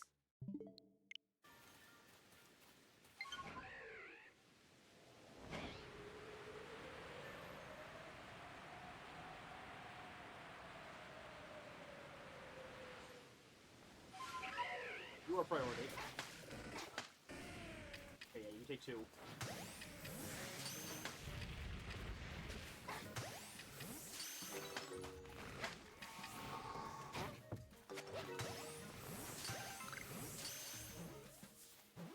Oh, is that it? Well, that wasn't worth it at all. We had actually written down the spawns. We need to go back. I mean, okay, let's be real with that for a second. That ironically makes sense in lore. They live to be like freaking thousands of years old. The only reason they would not have a population problem is if they are like they have trouble staying alive for one reason or another. Whether they have health issues, or if they're somehow at the bottom of the food chain, or like, I don't know, they're just stupid. Like, let's be honest. Like, there's gotta be something that keeps the population down. Otherwise, there would be freaking Vulpigs absolutely everywhere.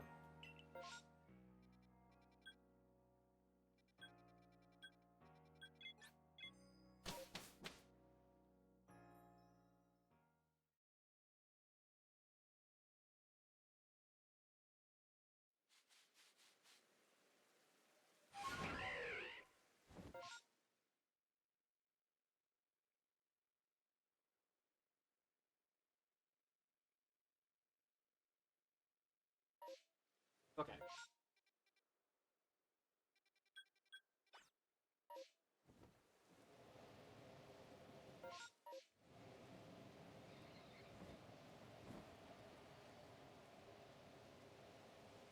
Alright, Squirrel. We need you to cooperate with us, please. You've been doing great so far. Please keep up the cooperation.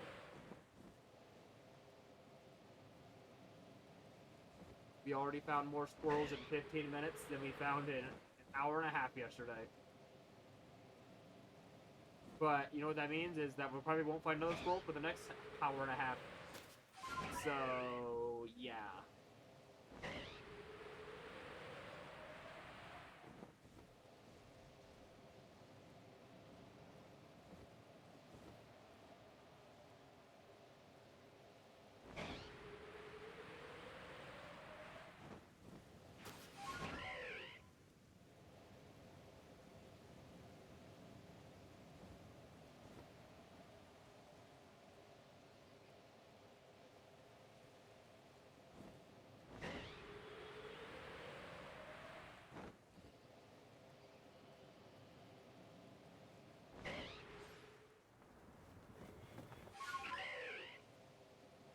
Ooh. Okay, there's a Patricia right at the foot of the tree. Give it to me. No! Right. Fine, we need to kill the other trees anyways.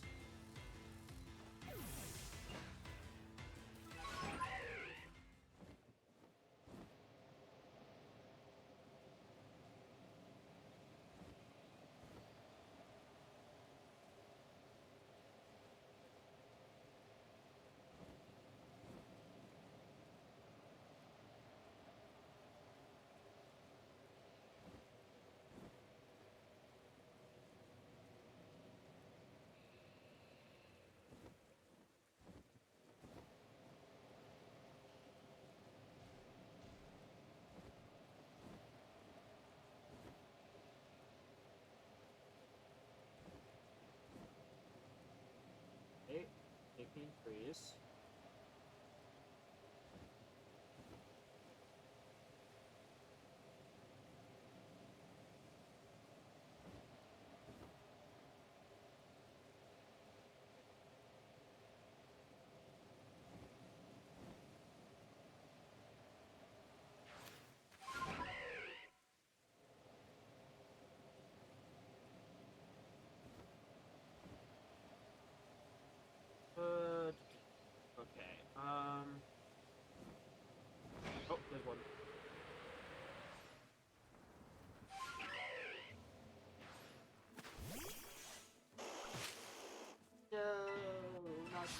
me.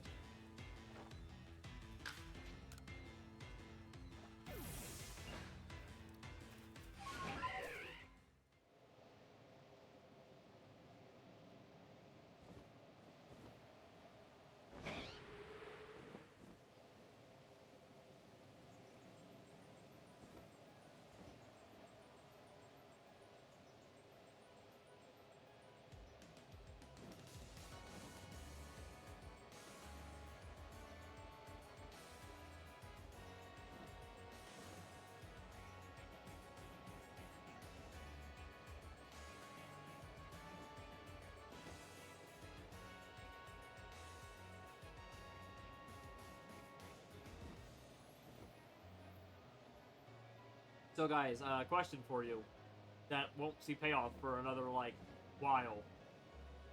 Which game do you want to see next on Switch? Two options. Breath of the Wild 100%, or Fire Emblem Three Houses All Roots. Including DLC.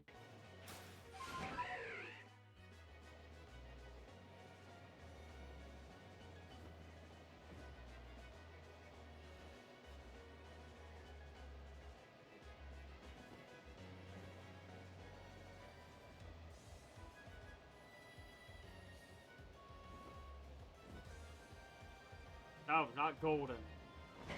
That wasn't one of the options.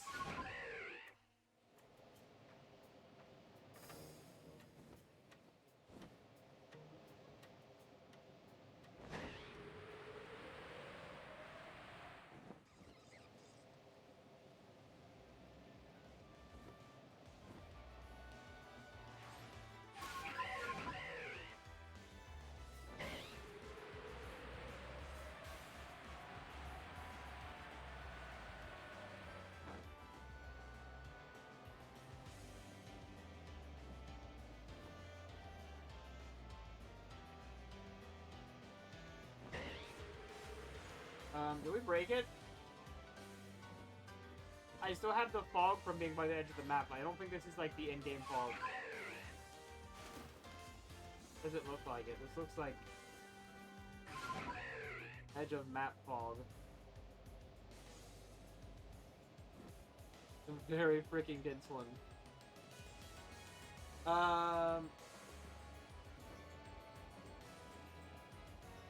Master mode, yeah, it would be master mode with all of the DLC on that as well. Yep. Because I do have that as well. Yeah, I have all the DLC for both of them, so it would be DLC regardless. Yeah, we would cover it all.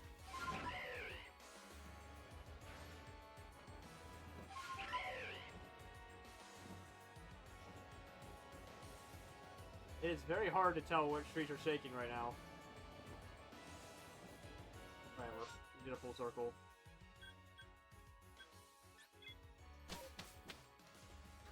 Okay, so we have both. We have a vote for both. All right, understandable.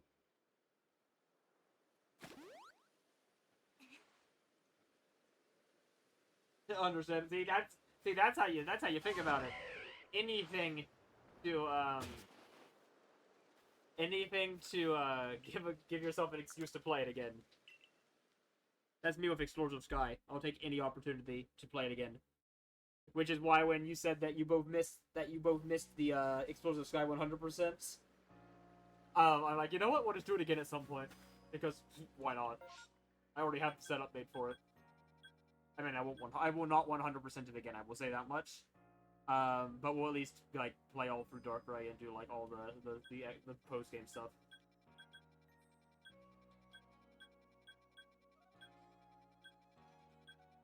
Oh.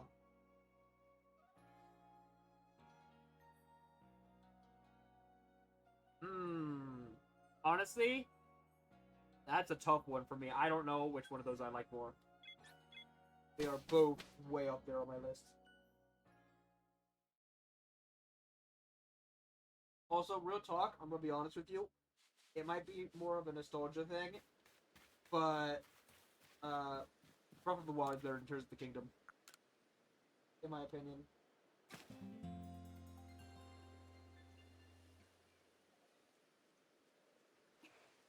I replayed Breath of the Wild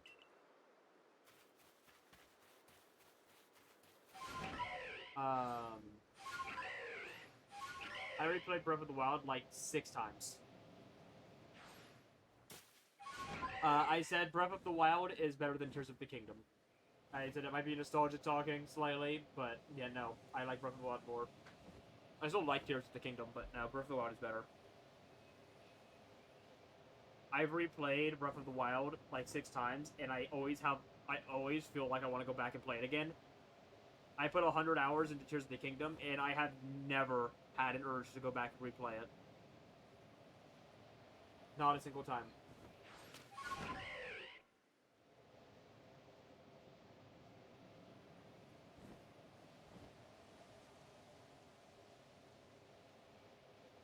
Yeah, see, that's the biggest flaw in my opinion. I don't know why it's not there.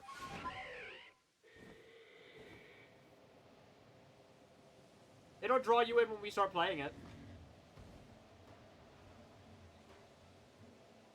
I am in an area where there is no Petra spawns. I don't know why I'm up here. Is an Alpha Onyx up there? I never knew that.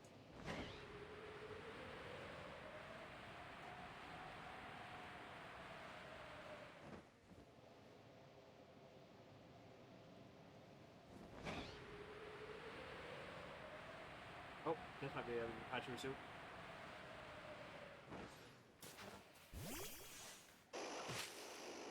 But it's not. It's Rumble.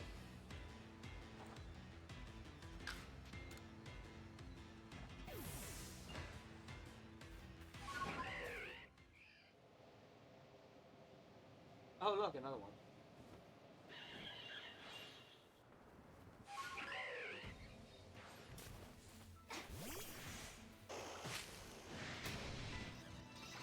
I think the alpha's on us. Yeah, it is.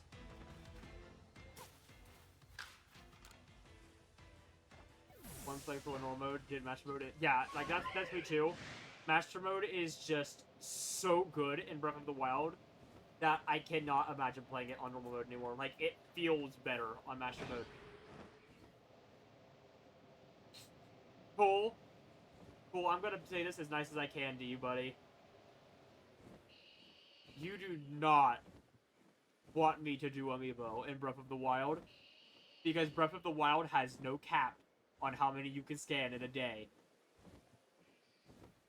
Last time I played, I sat through and scanned every Amiibo I owned, and it took an hour and a half. And since then, I've gotten a lot more. I will at least scan all the Zelda ones every day, because they do get, there is exclusive stuff to those.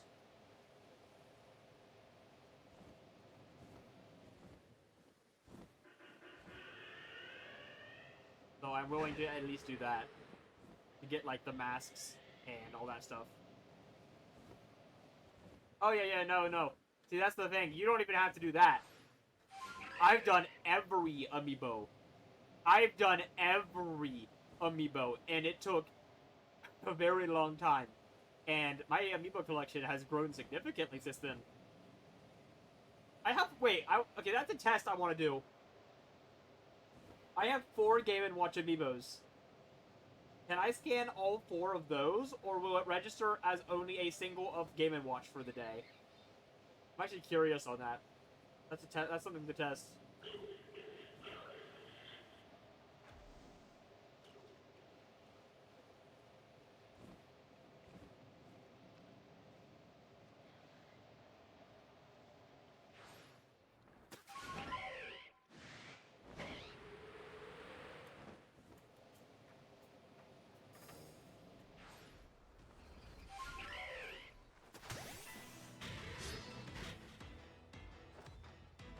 You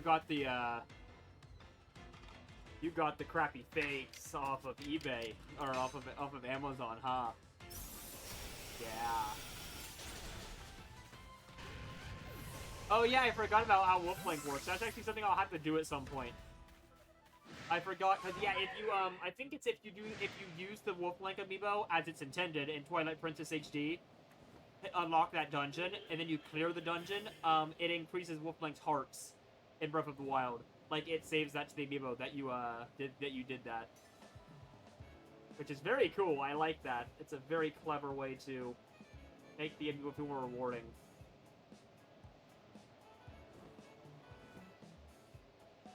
I got the amiibo by itself. So, okay, I want to tell you guys a story. Walmart, for the longest time, my local Walmart, until like 4 years after the Switch was out. Okay, so only like 2022 did this thing finally freaking sell. Or maybe 2021. There was a sealed copy of Twilight Princess HD on the shelf at Walmart for $60 with the amiibo. Like the amiibo bundle. I didn't buy it because the outside box was like smashed to bits. But that was just right before Twilight Princess HD spiked in price, and now a sealed copy is kind of crazy.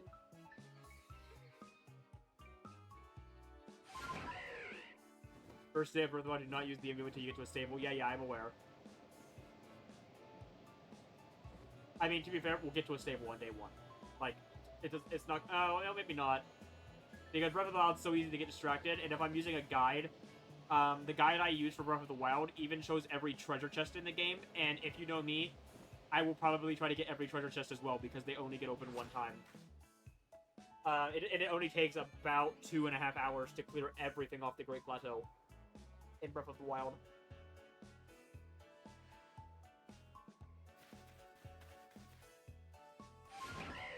Yeah. I mean, it doesn't matter if I do it early, because I did it on another playthrough and spawned Epona and didn't keep her. She'll just respawn eventually. It's a misconception that Epona will never that Epona will only spawn on the first time you scan the amiibo. No, she'll spawn again. It just goes from a guaranteed on the first time you scan it to a random chance afterwards. I've scanned them enough times that I kind of figured some stuff out with them. But yeah, it'll respawn Epona like 1 in 5, like I got a 20% rate or something. So we would definitely get her again regardless.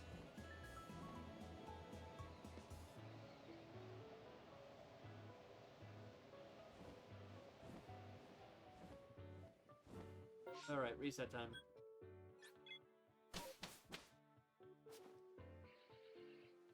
You know, guys, I'm gonna be real with you guys. I'm starting to think that maybe we won't do ZA 100%. Gonna be honest, guys. Or it won't be that we won't do it. It will be that we won't focus on it. No, we'll do it at launch. I'll start playing at launch. We will be streaming that game launch date. Like, that's not even a question. But I think what will happen, yeah, we'll do it in bursts. It won't be like this, where we play it constantly for a very long time. Because this is you guys don't understand how tiring it is to play this game the way we've been playing it for me. Like, this is not, I don't think this is the way it's intended. This is genuinely, like, so tiring. And honestly, we're probably going to take a break from this game entirely in the near future. And if we don't get it done, by ZA, I'm not even going to worry about it. Some sick freak at Nintendo 100% intended you to do this shit. They would not have done this if they didn't intend for someone to do it. At the least, you know, when they designed it, they knew damn well that there was going to be people out there who would do it. Like, they designed this knowing that. You can't tell me they didn't design this and be like, and genuinely be like, yeah, no one's gonna do that. Because no one's that dumb. They know somebody's gonna be crazy enough.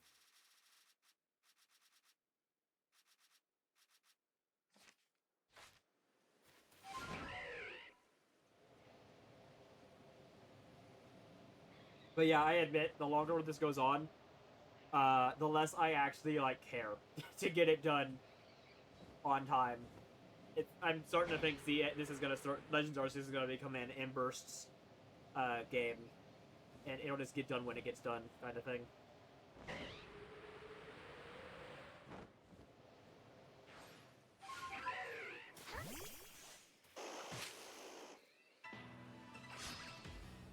because I admit it's getting to a point where I honestly don't want to finish this. But we're at a point where we're so far in that it would be stupid not to, and I'm the kind of guy who once I start something, I do not want to stop it until it's done. It's why my stories that I wrote on fanfiction like 6 years ago and haven't updated since still bother me like almost daily. Because I'm like, I don't have time to write this. But I hate the fact that I have it like I have like the first 5 chapters out on it and haven't touched it in 6 years. When I know I have ideas, I have like notes written. I have half a chapter written, and I'm like, come on, God, come on, I just want to get this written. But I haven't done it. It's been 6 years.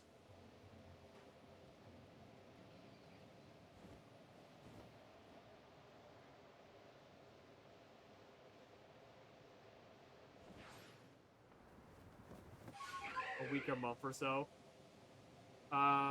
What is today? So today's the 20th, so like what, we have another week. What? Okay, that's so cool. It's the Togetic. It's the flying Togetic. Come on, that's like almost as rare as an alpha. That's like getting a static alpha. That's crazy.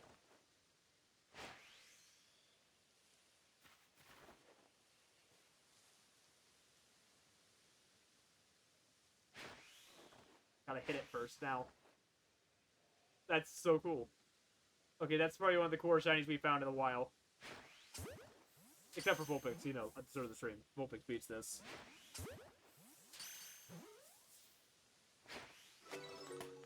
Got it. No, this is where you're supposed to throw the ball from. If I stand on the wall, it gets foggy and I can't see. I wouldn't be able to see where I was throwing. I've tried it before. So that was cool.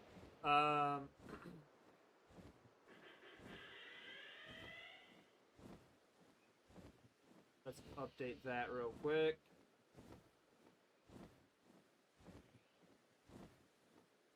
Perfect. Yeah, that was a cool one. We'd like to see that.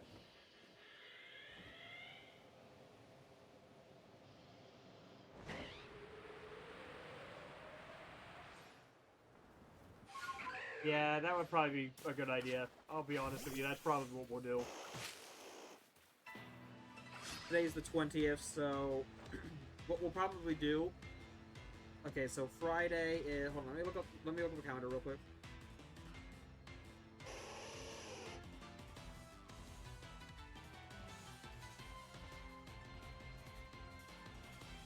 Yeah, no, that's perfect.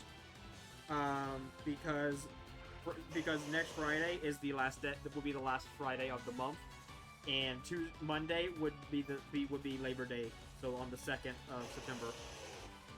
So yeah, we can start a different game then.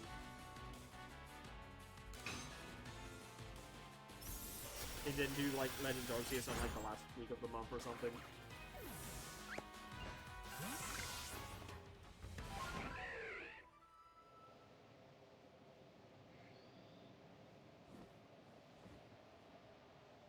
I don't know why I murdered that thing. I kind of just felt like it.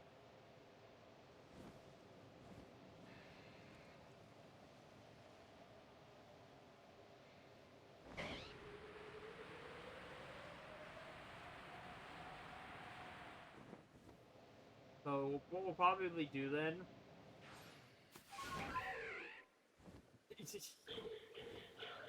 Yes. Yes, cool. That was literally the sentence I was about to say. I literally started the sentence, and then you posted it in chat.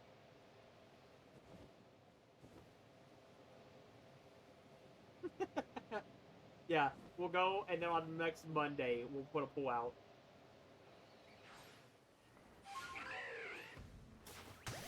And it'll probably be between Zelda and Fire Emblem, and I'm going to be completely honest, I think Zelda's going to blow it out. As much as I love Fire Emblem and would be happy to play it, I think Fire Emblem's going to get blown out by Zelda.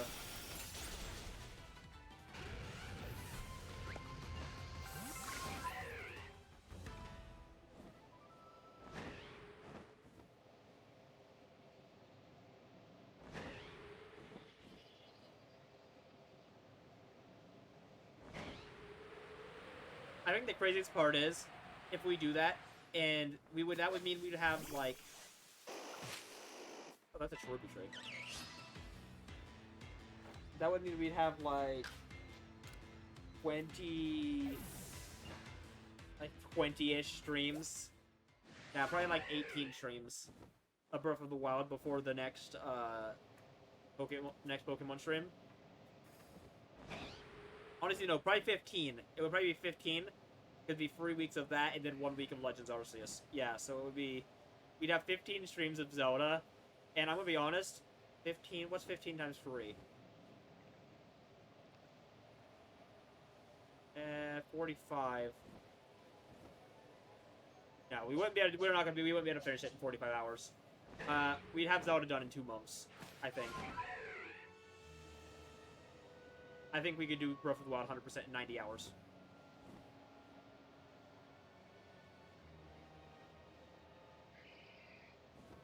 If we throw in some weekends here or there, or we do a couple longer streams, which honestly, the first couple days of Zelda might be like 5 or 6 hour streams if they're off days for me. I'll be honest with you guys, because you do not understand how hooked into Zelda I will get. It's one of those games.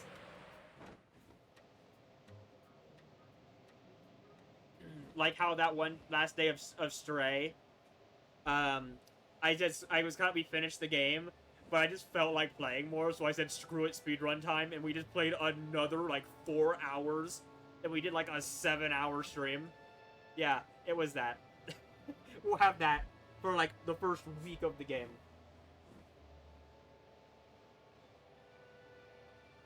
It did help that first Stray stream though, that one Stray stream we started early too. So I think I started the stream at like what, 4 o'clock, and we went all the way until like 11.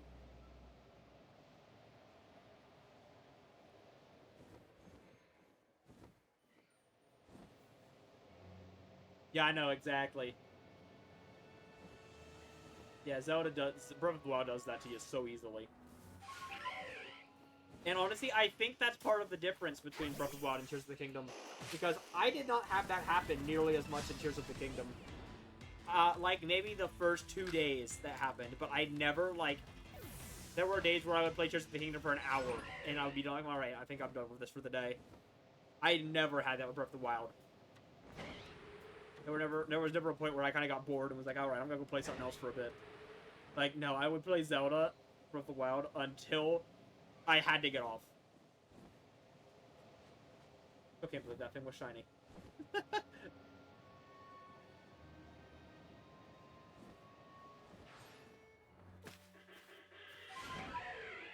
For when you should do the majority of your cooking. Not sure what you mean by that, no. It might be something I know, but your wording there, I'm not entirely sure what trick you're talking about. I know a lot of tricks in Breath of the Wild, but...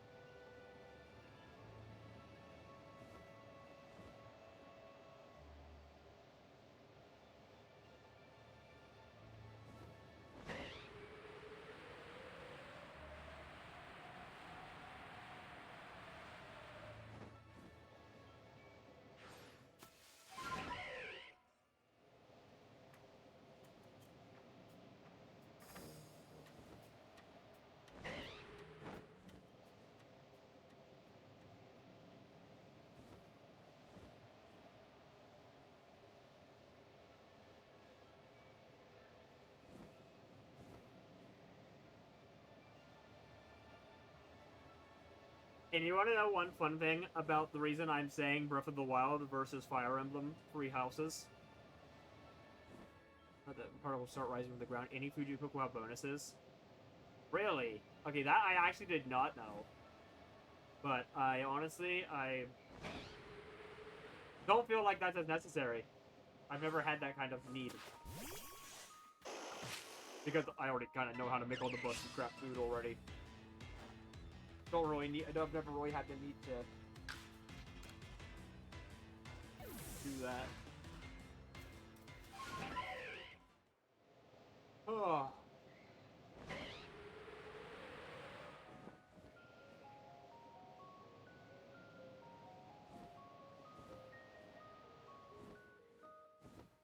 Shaken. Oh, shaken.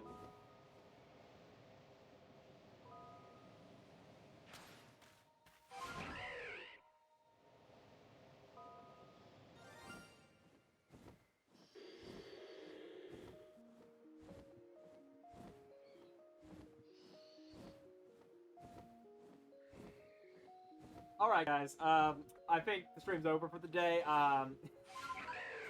We can't keep getting away with this.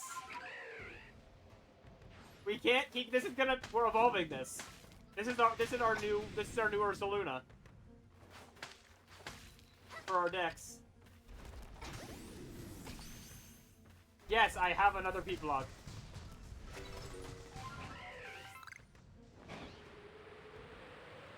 Holy shit! Yeah, and a distortion. But we don't we don't care about that. What the frick? Okay, well that's freaking-tastic. Oh hey, you turned in at a perfect time.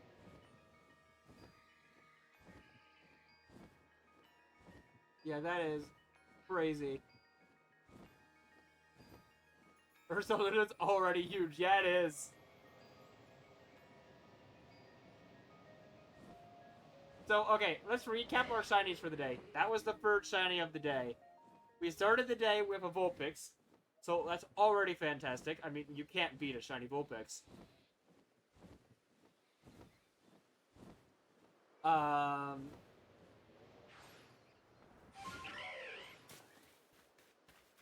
now we have a,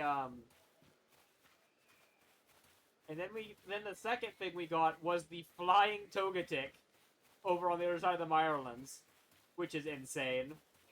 And then we get a Shalfa, like, 20 minutes later. Like, what?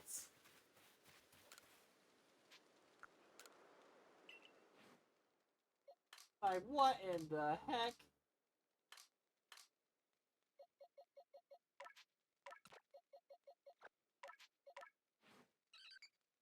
You can't be able to fill Togetic, but still.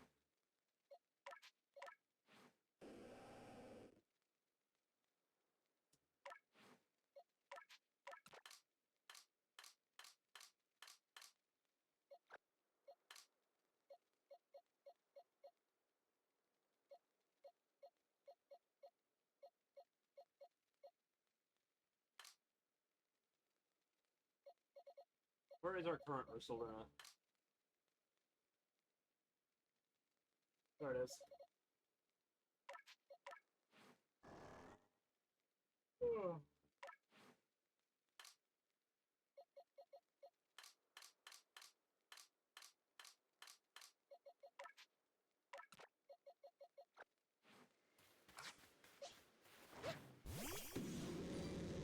That's insane. I can't believe we just got that. It's so big.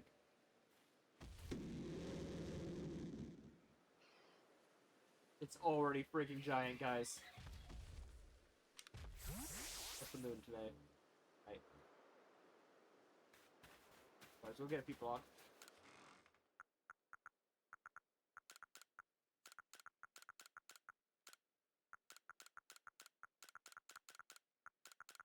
Yeah, no, I think we have a few P-blocks even.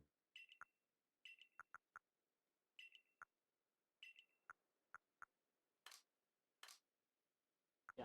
We had 26 Razor Claws, 19 Dawnstones. Oh my god, we have so much crap. Yeah, we have 4 P-blocks.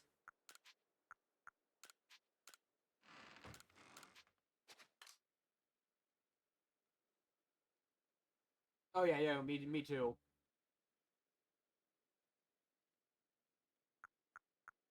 We only have the one Ice Stone. Everything else. Oh, we're pretty stacked on, which is good. My mission to have a ridiculous amount of every item in the game is going well for us.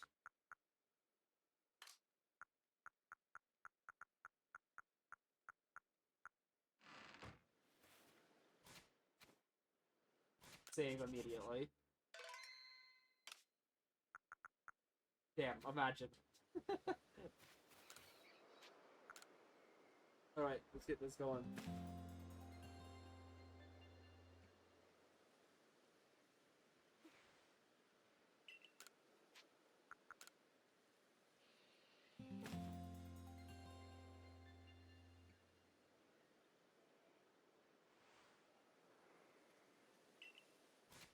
Oh, we can't keep doing this. We can't keep doing this. They're gonna think you're like my alt.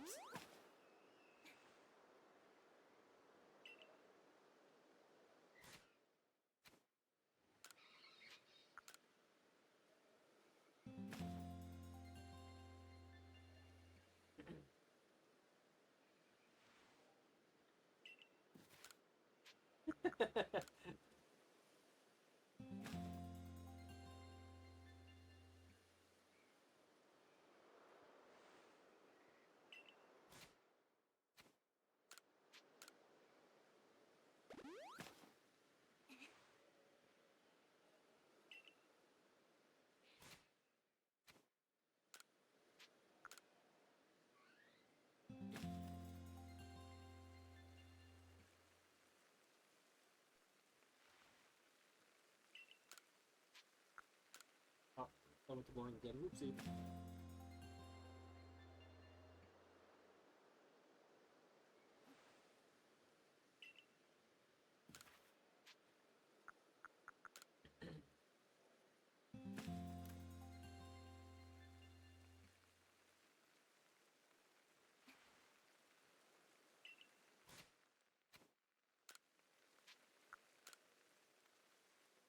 Nah.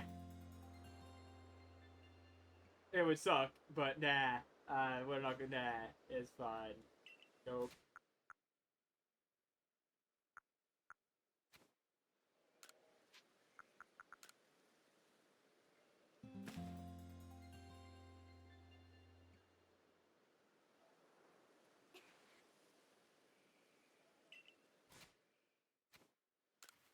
But imagine though, that would suck.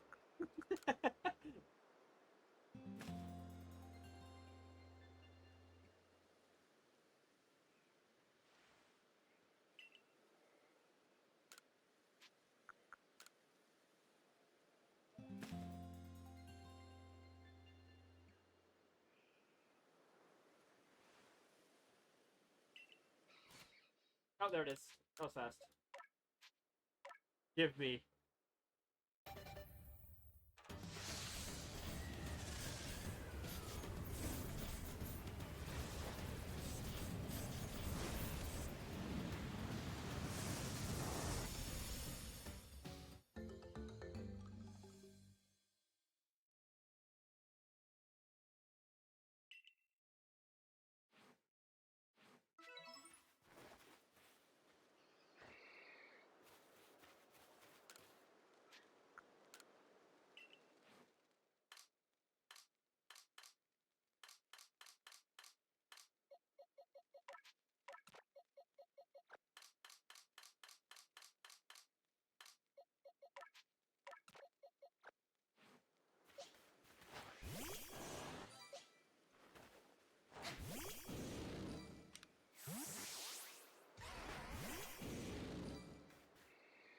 Wow, that's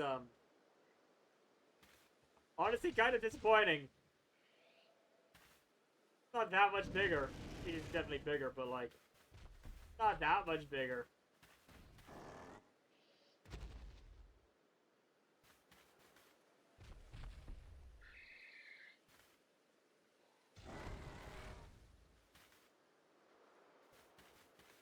Like, this alpha really isn't that much bigger than this guy.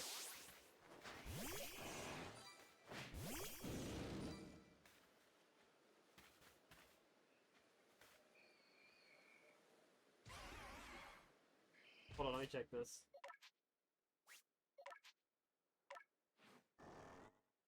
$8.11.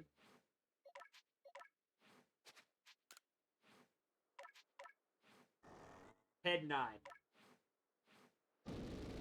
So it's got like a foot and a half on him.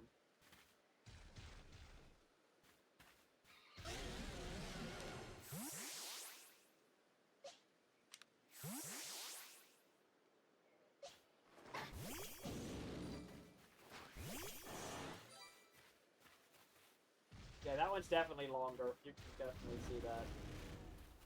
But it's still not by very much.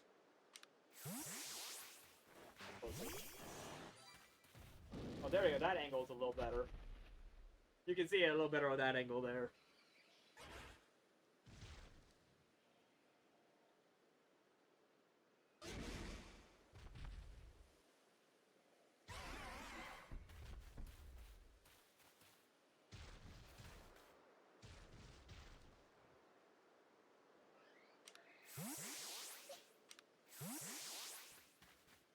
Oh hey, it's still free. It's still very cool.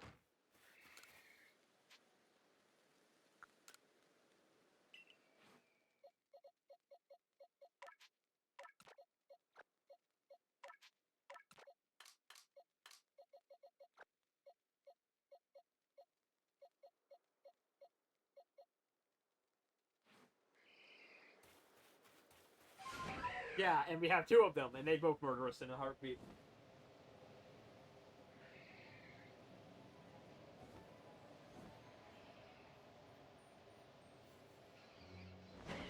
So anyways, now that we've gone through and used all of our shiny luck for the next, freaking 5 playthroughs, I'm sure, yeah, you guys, wanna do some more Pachirisus?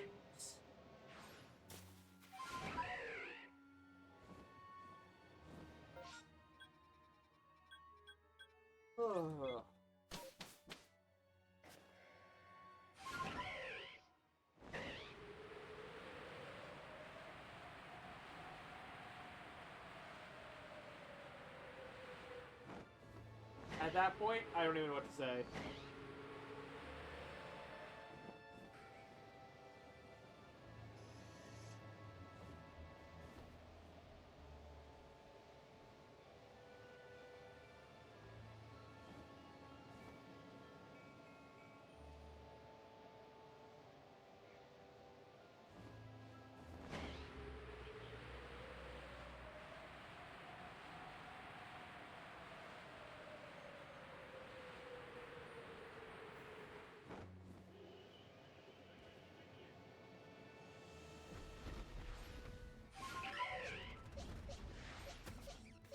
Wait, no, we don't have Chloe on here.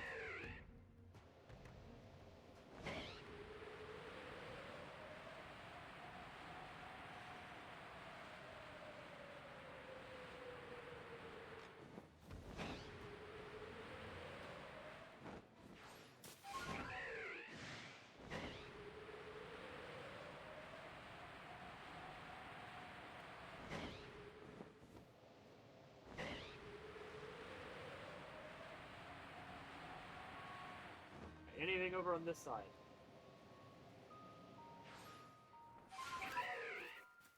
So, Ashbug, what are you thinking?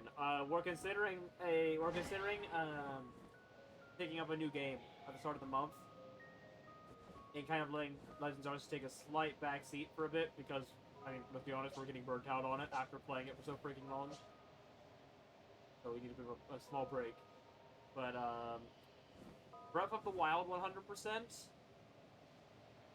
or with DLC, or Fire Emblem Three Houses All Routes, also with DLC, so including the two DLC routes. Which do you think would be more interesting? Neither is even remotely as long as this.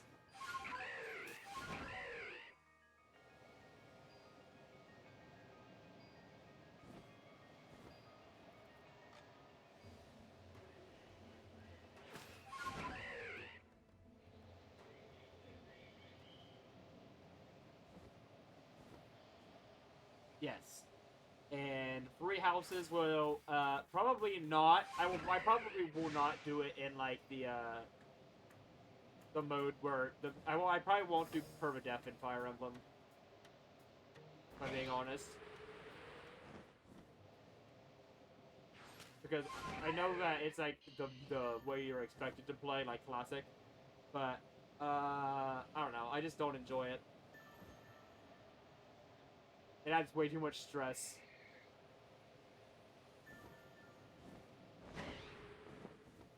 How am I up here? There's no Pachirisu trees up here.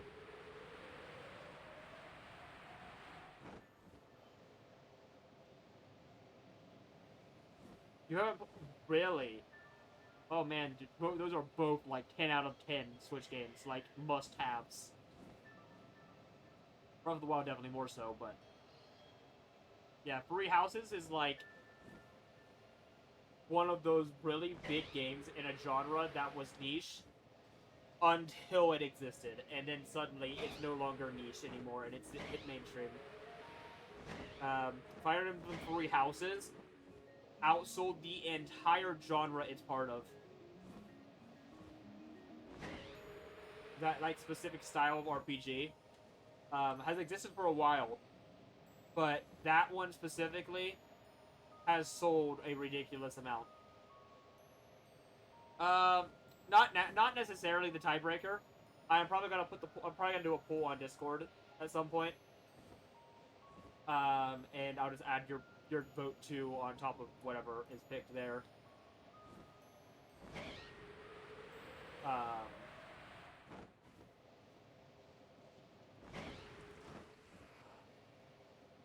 But yeah, I'll still count yours as well if you have a something in chat. Would be silly to leave people out.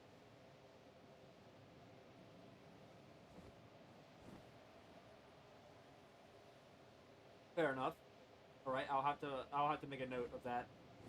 That you're a vote for Fire Emblem. But when I do the poll, I have to remember to add an extra point towards Fire Emblem.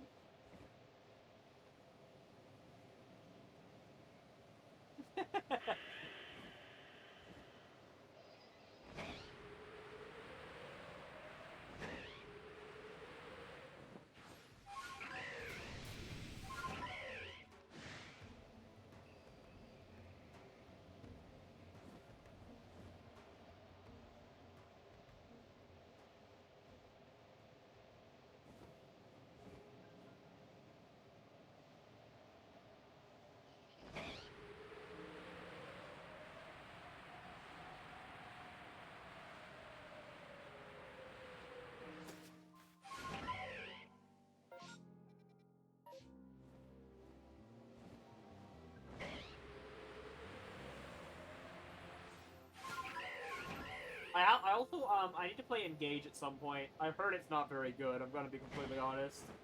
I've heard it's pretty much like the biggest 7 of 10 in the last few years. Like it's good, but it's nothing special.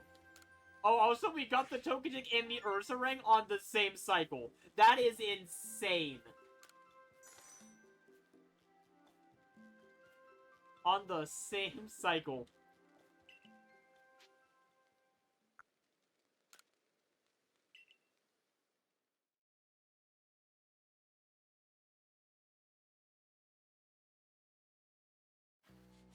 That's insane. But, so fun thing about, part of the reason I want to say, I wanted to do, the poll between Zelda and Fire Emblem is, one, I'm just in a mood for both of them.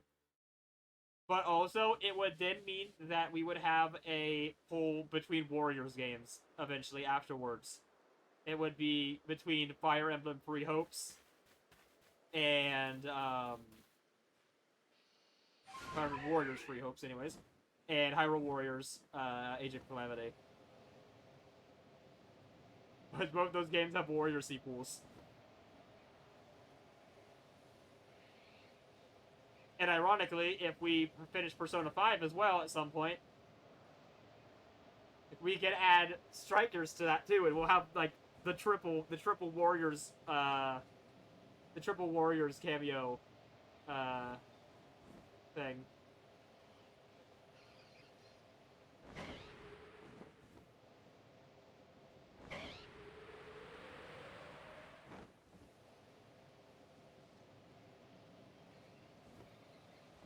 Where in the world are we?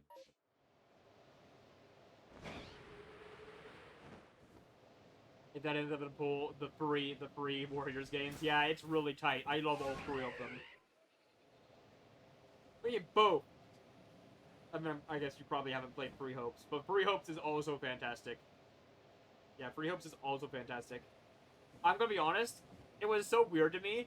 Because when I first played Free Hopes, I don't know why I wasn't thinking it, but I didn't think there was going to be free paths. I didn't think there was going to be. For some reason, my mind was thinking, okay, this is like taking a weird route. So it's going to like alter the entire story and make one ending path. But no, they altered the story, but also still had 3 major paths. So, yeah. Even when we get to Free Hopes, we'll have 3 paths to do. And I think we'll actually have to make sure one of them has the extended route. Because there's actually like a secret extended route you can do on one of the paths.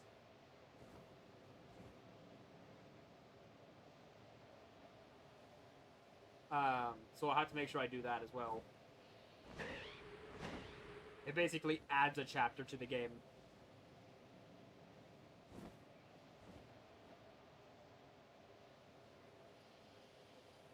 I've never done that extended section.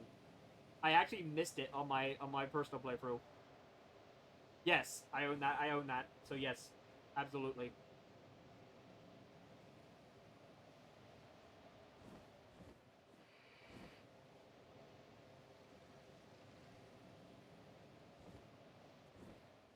What the heck? Okay, 2 shaking trees right next to each other. Love to see that. Give me Patchy. Damn. Stupid Burnley.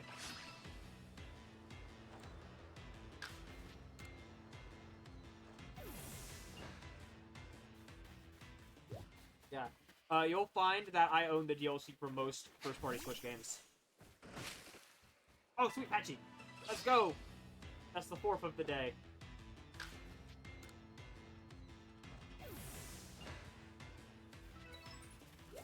Number 13. And if you didn't do that, yeah. And then we'll play Tears of the Kingdom afterwards, and you'll finally replay that. That'll be what gets you to replay Tears of the Kingdom, is playing through the other 2 and saying screw it, we'll play the 3rd one as well. Because let's be real, Breath of the Wild is a trilogy at this point.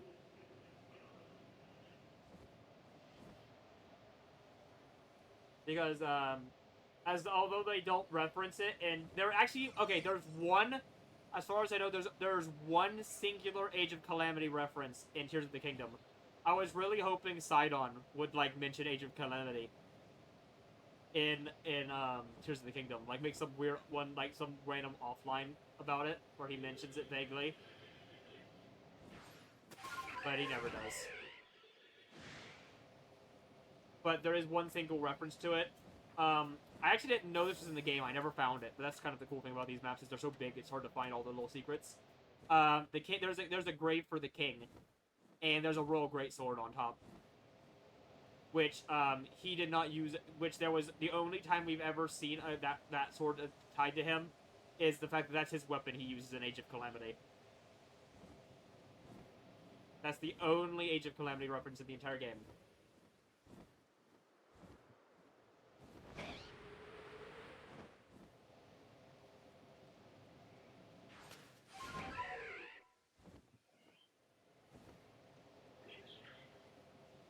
It's also funny because I'm pretty sure you can take the sword. So,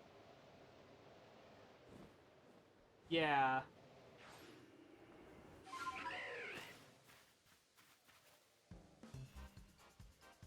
Haha!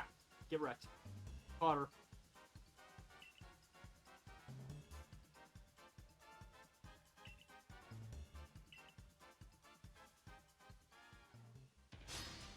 I honestly don't know.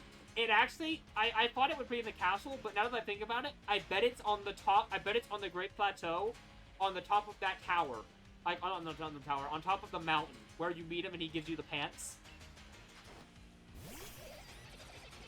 Where there's, like, that little stone, like, that stone thing. That little, like, stone marker on top of that mountain. I bet that's where his grave is. Now that I think about it. But I don't actually know for sure where it's at. Because like I said, I never found it, and I never looked it up. I just know that that's an Easter egg in the game because I saw someone mention it. Yeah, exactly. I'm pretty sure that spot has some kind of tie to him, to the king. It's like his favorite spot or something. Like it's like a view of the kingdom or something. So I wouldn't be shocked if that's where his grave is.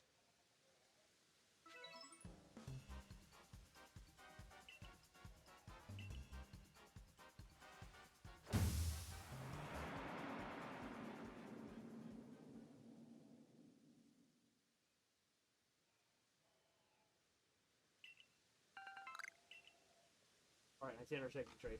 No, oh no, Alpha String, you stay over there.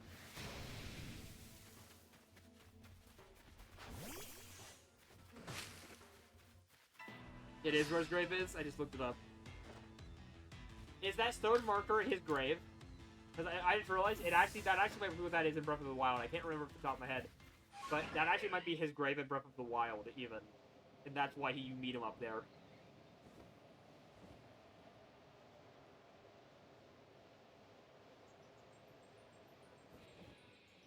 You don't think so? I know you can interact with the little rock tower there, and it is something. It'll say something there. Oh sweet! Apache number 5. Oh, our Apache luck is fantastic right now.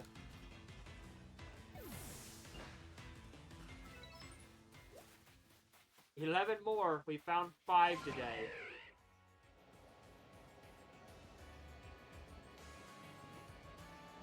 We can keep up this pace. Oh man, that would be fantastic.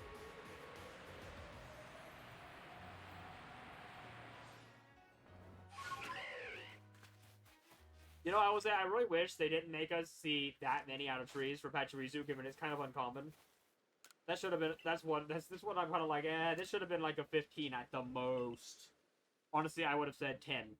Make it 10 total. That makes more sense to me. 10 total seen Pachirisus out of trees.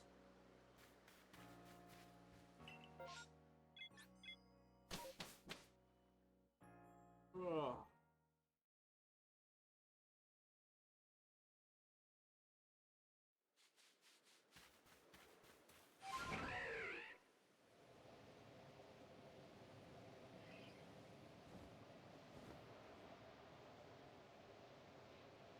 For example, now that I think about it, let me check Cherubi real quick and share them. Because these are like literally rare spawns.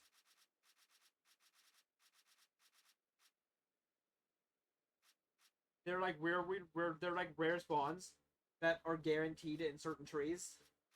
And yeah, it's 15 each.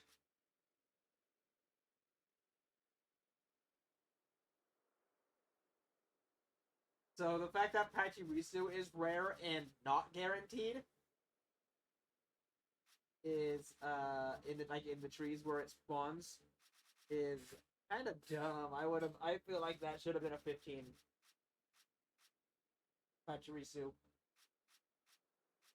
But hey, we got Fruitcharum and Cherubi, so hey, can't complain too much.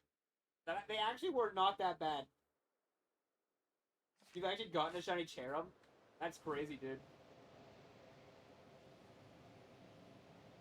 Yeah, no, we found like a really good cycle for Cherum and Cherubi, and we were getting 1 to 2 Cherums / Cherubis per map reset.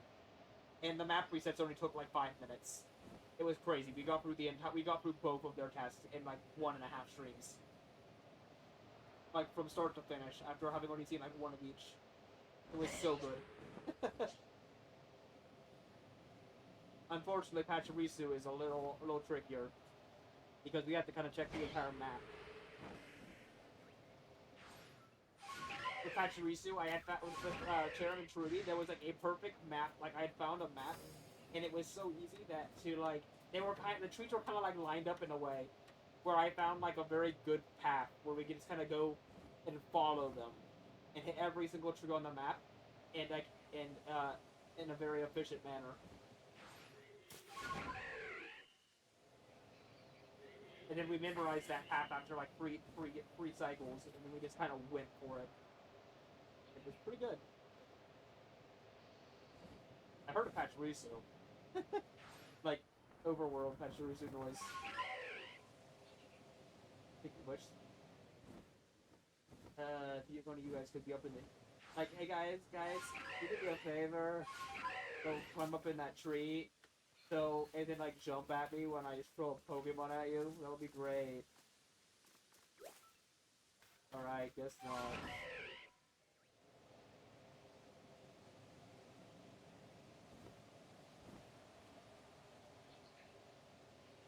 The grave isn't interactable, but the rock formation is riddled as King's Tomb in the internal code. Ah, so okay, so it is technically his grave. They just don't outsay it in the game. Good to know. So I was technically correct on that. I must have heard it somewhere.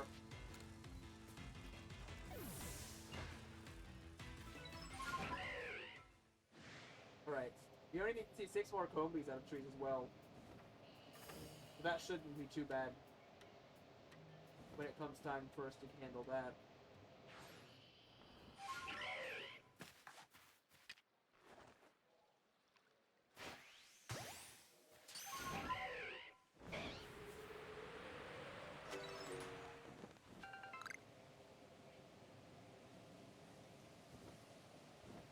Holy crap, it's so foggy.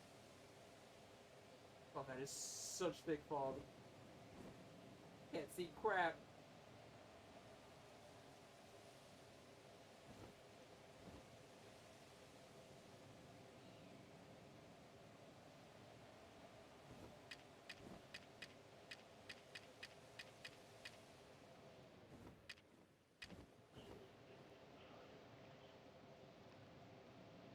It was a valiant effort, Cole. It would have been very cool if you had actually managed it, but it was not to be.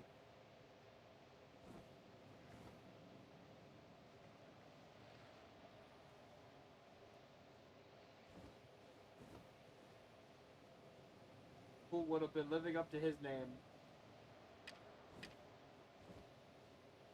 He doesn't do that often.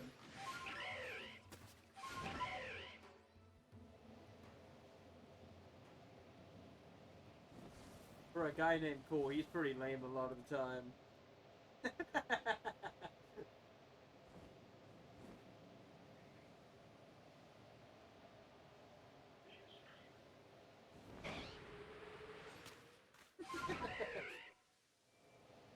Also, Jim, like, this fog is insane. Can't see crap. Actually, you know what? I'm gonna look at the screen next to me because it's very vibrant. My other monitor, it kind of is like very vibrant colors, and I'm just noticing that the trees pop extremely well on that one. I can see the shaking. I can see the trees way better. Yeah, this tree's shaking. It is playing with like half a second of delay though. That's why I like never play through that stream. Yeah, because it. Oh, that's so weird feeling.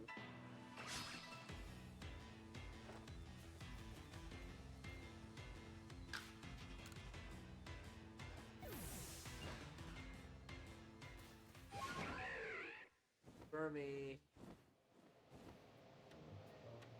Have you ever checked down in this corner at Trusu?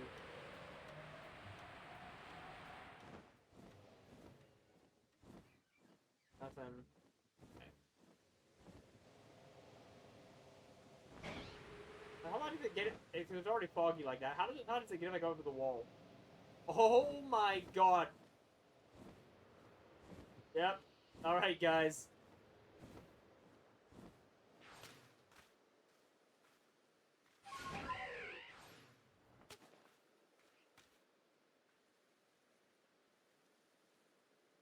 Visibility looks great today. The endless void beckons.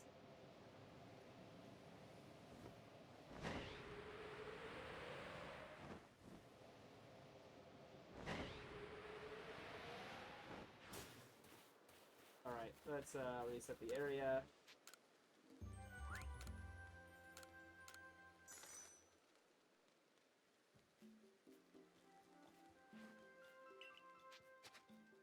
And actually, let's not forget this anymore.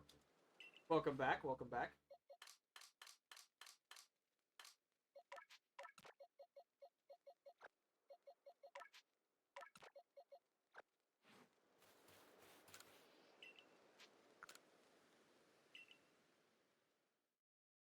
Alright, reset the area.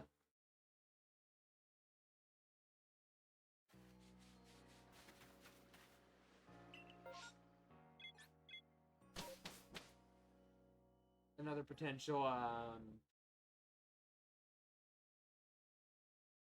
another potential chance at Centiquill.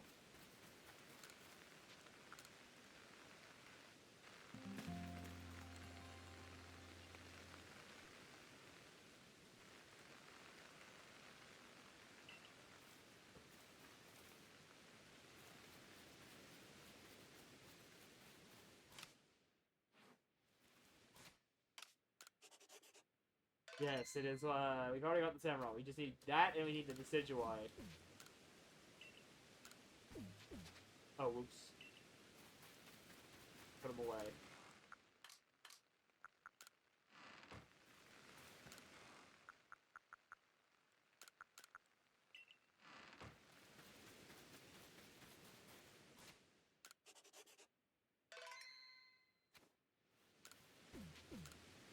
Alright. Give me it.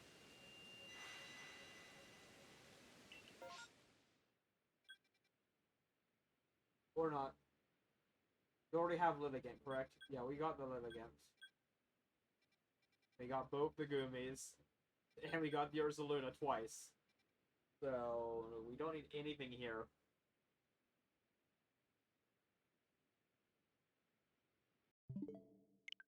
Reset.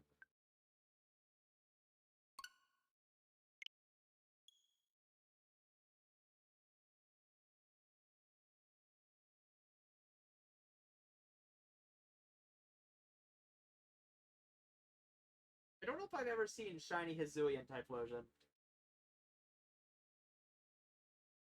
I probably have in passing, I just don't remember it. Shiny Hisuian Typhlosion. Oh wow, that's garbage. Wow, you're not getting that. It actually sucks. It's just normal Typhlosion colors. Which means it's barely different. The purple just turns blue. Be more in line with what a normal Typhlosion color scheme is. Oh wow, and the fire doesn't even change? Oh, that's bullcrap. That sucks. Come on, man. I hate the fact all these fire types don't ever change the color of the fire. The only time that ever happens is Mega Charizard X. In my opinion, and that's as far as I know. The cool thing about Mega Charizard X, I will say, it's a weird poke. I'm pretty sure if you use Flamethrower with it. Oh yeah, and Chandelure. I'm pretty sure if you use Flamethrower with a Mega Charizard X, the Flamethrower animation turns blue. And I'm not sure if it does that for this shiny. There is one Pokemon though, Hydrapple. Diplin and Hydrapple. If they use their signature move, it usually throws like a red syrup. Yeah, syrup bomb. It'll throw like a red syrup. But if it's a shiny Diplin, it'll throw a yellow one. The animation will be yellow to match the color of the shiny. Yeah, it's very cool. Very cool.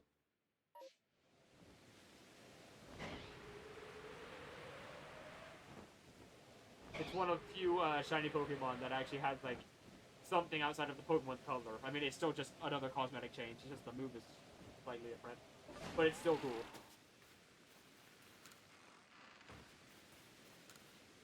Exactly, exactly. More of that, please. 100%.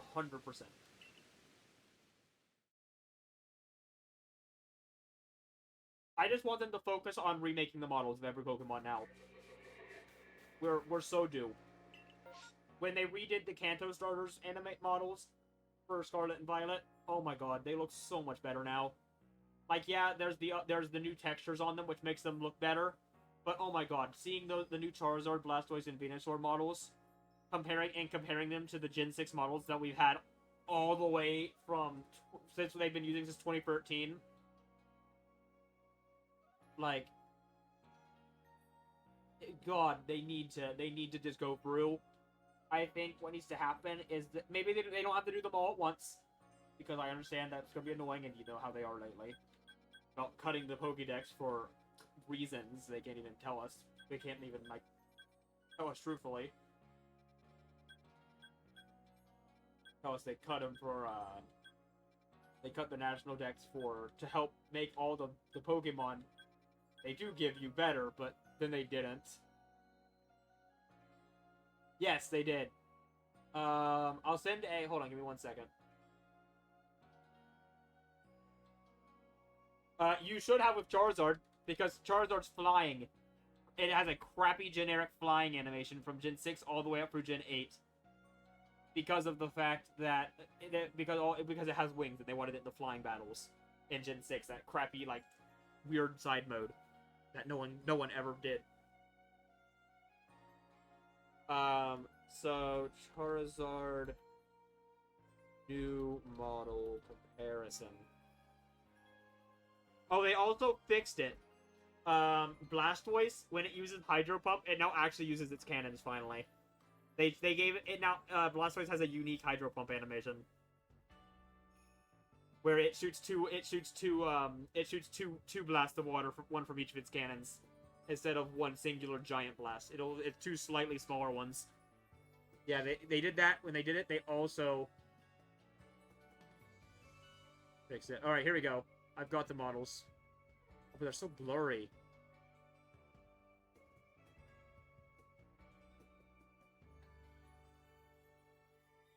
Images. Oh, here we go. Perfect.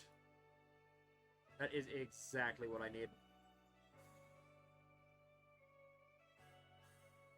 Alright, give me 1 second. I'm gonna pull up Discord on my computer.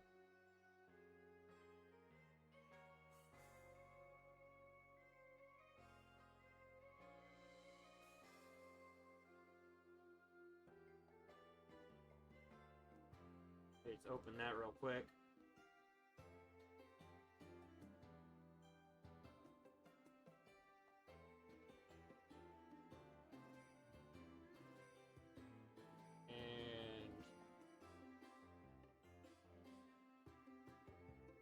There you go. It's in the self-promotion channel. You can see the difference. It is so much better in the new one. Like, that new model is so much better.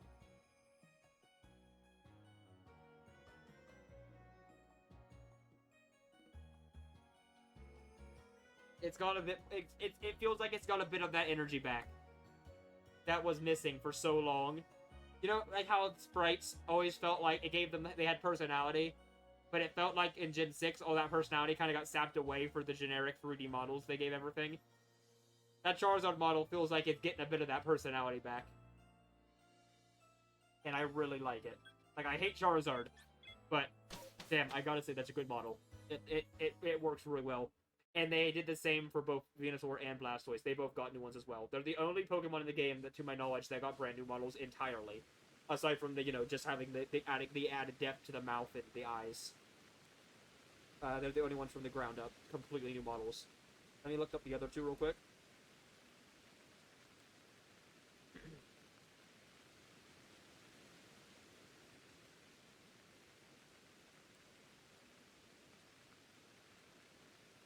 Oh, here we go. Here's a full comparison for all three of them.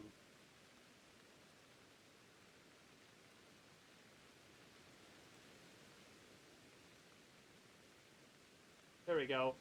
Blastoise looks so much better. He looks so fat in Gen 6. He's got, like, these little stubby arms. He looks so crappy. But he's, like, got this really cool stance in, like, Gen 9 now. And also, his cannons work. He can also retract them. One of his animations has him pulling the cannons back in.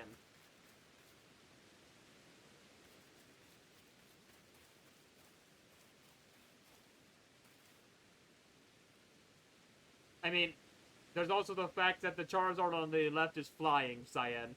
It's stuck in a crappy generic flying cycle forever. The other one is grounded. But yeah, the whole model has got more texture, and it's been up-resed.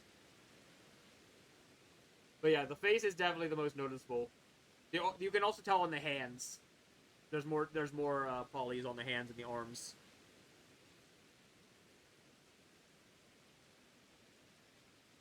But yeah, it's a completely different model.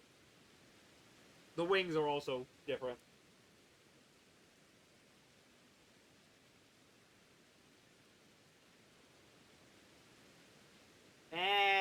Sorry, Saiyan, disagree heavily. The flying animation was garbage.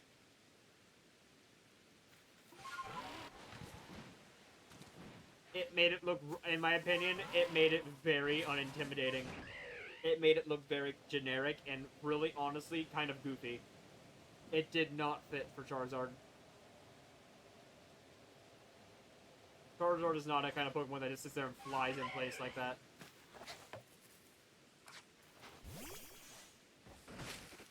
Like, come on. When Leon sent out his Charizard in Sword and Shield, it was like... It was not intimidating at all.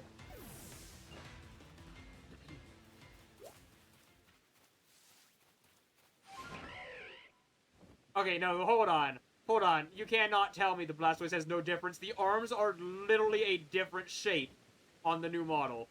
Come on. You're full of it. And the head is also more pointed. The cannons are completely different. Come on. You're out of your mind. The shell isn't flat. There's actual definition to the shell. It had none of that. Like, come on. No, it's not. You're out of your mind.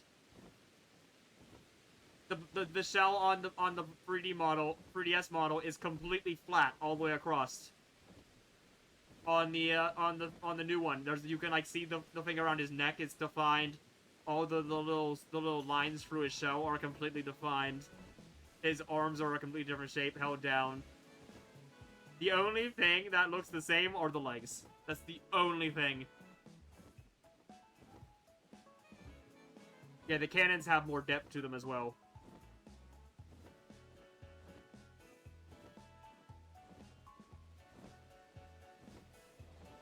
Yeah, all these models are more defined. They've got a much higher poly count. Which, like, yeah, I get that it's cheaper to just reuse the 3DS models. So yeah, the entire model is more defined.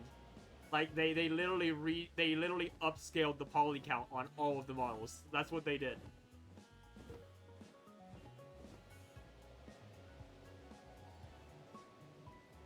Right, Cyan. Mm-hmm. I think you're being silly is what I think. Like, these are literally fresh from the ground up models.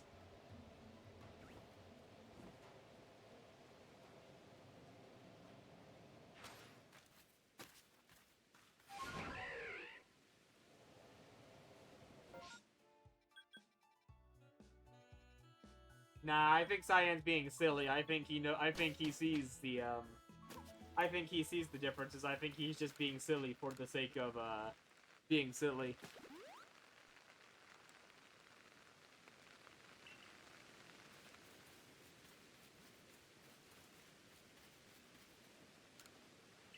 Alright, reset the area real quick.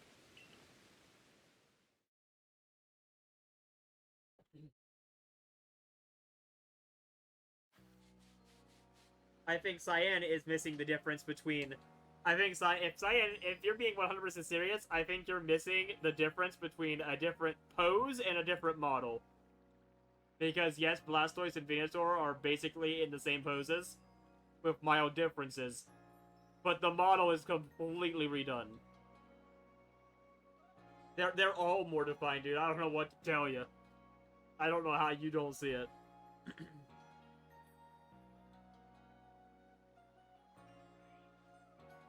It is super clear to me.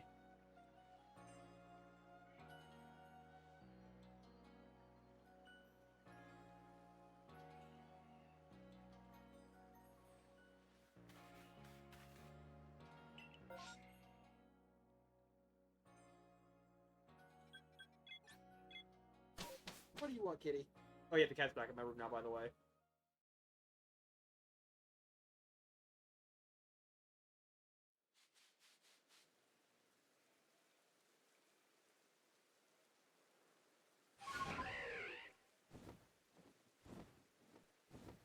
Now she's demanding attention. Boy, I'm now petting her. Here, kitty. Come here. Get in my lap.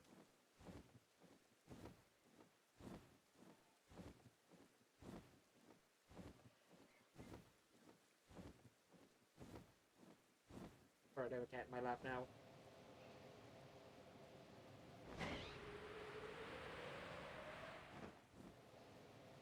it's really not a big deal. It's more of like a... It's just nice in my... It's not a big deal. It's just nice because, goddamn, I was so tired of the old models.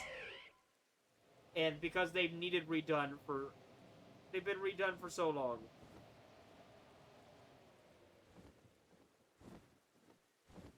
Okay, hold on. No, wait, hold on.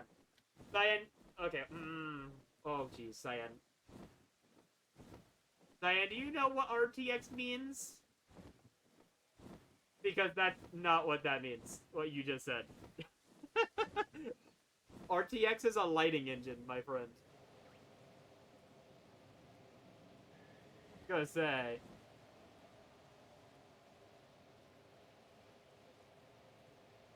Yeah, exactly. No, okay, that's where I disagree, Cole. I think they all need to be done like this. Because, yeah, no. The Gen 6 models are very outdated at this point. They needed to be done. Honestly, they should have redone the entire everything in every Pokemon that got added in Scarlet and Violet. Like, every Pokemon that came back in Sword and Shield when they put in Dexit. They all should have had completely redone models. There was no excuse.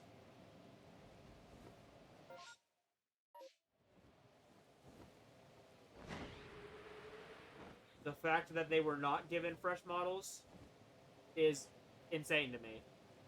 And the fact that it took them this long to do it is crazy. Like, we literally moved console generations and kept the old previous generation. Like, they pulled Coliseum and XD all over again, where they reused, like, the XD for, like, XD. I honestly think XD looks like garbage in the inside battles. I'm gonna be honest with you. Like, the fact that you have an Eevee as your starter, but the Eevee model is, like, literally one of the worst models in the entire game, because it's one of the most obvious ones being reused. It's literally being reused from Pokemon Stadium 1 on the N64, and it's so obvious. It looks so bad. Because it's still... because we're in Gen 3 now, and it's still using the, like, more scruffy Gen 1 Eevee design. But also using it in a, but also using it in a GameCube game. So all the Gen 3 Pokemon have really nice models in that game. But all the Gen 1 Pokemon have garbage models. A couple of the Gen 2 Pokemon got updated models. I think, like, Lugia, I think, got a new model. But that's, like, about it. Yeah, the Eevee model in Coliseum and Gale of Darkness is really bad. But, like, they didn't even redo, like, Espeon and Umbreon. And that's the craziest part to me. Your starters in Coliseum, and they didn't redo the models. They still use the Stadium 2 models for those two. Cat wants back out. She came in for quick attention and then left.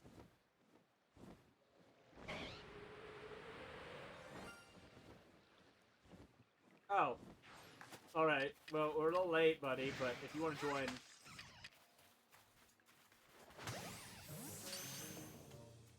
Yeah, they look okay. I mean, they're not gonna be... They're not like the, Yeah, they're not like the, They're not like the Eevee where they're really garbage, but...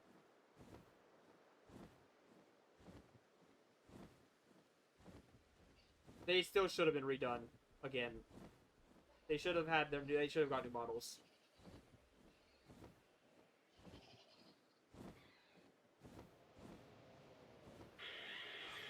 Yeah, it was. Yeah, I literally noticed that, like, as soon as we caught it. I just decided I wasn't gonna bring it up. I figured one of you would notice, but you just never did. Which is honestly funnier than if you did notice. Oh, it was our third Shalpa. You've forgotten this like 3 times now. We have 3 Shalpas. You always forget the Rapidash.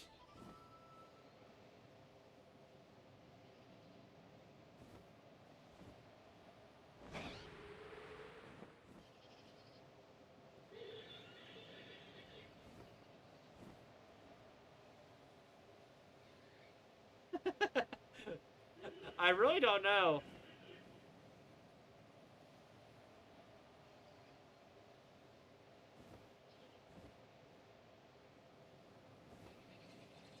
Oh, treat. Can we get a last-minute Pachirisu, please? We were at our 3-hour mark, and, yeah. Also, I have been having to use my phone's clock to tell what time it is, because my computer's clock is so messed up right now, because I have been tinkering with the clock every day for Pokemon Channel. Actually, I haven't played in like 3 days. I really need to get back to that, but I haven't had time. So my computer currently thinks it's 10 a.m. on the 23rd. But in actuality, it is 10:53 p.m. on August 20th.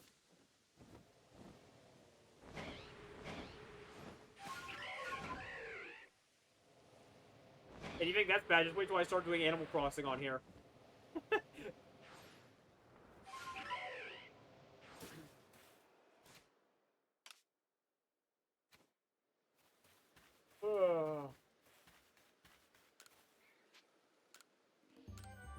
I was wondering how they would handle it, because I noticed the achievements for Animal Crossing have, like, achievements for, like, all the holidays. Like, doing all the holiday events. So there's, like, an achievement for doing, like, the little Christmas thing in the square. Or doing the Easter egg hunt. Or all that stuff. There's achievements for all of them.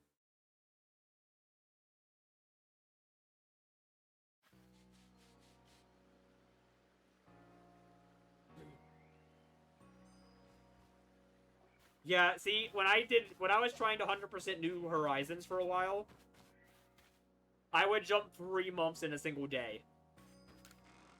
And my Switch ended up 3 years ahead. In a span of like 2 weeks.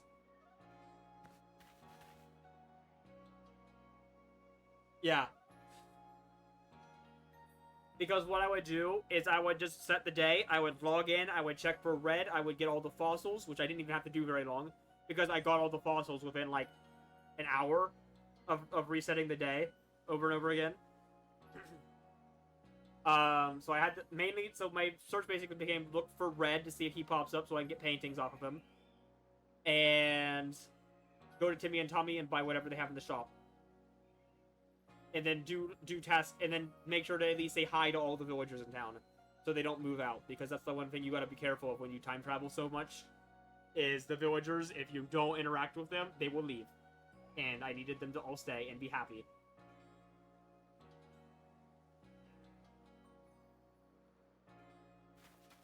So, yeah. Okay, Cyan, that's the thing with Sword and Shield raids. I found out you didn't have to time travel for Sword and Shield raids.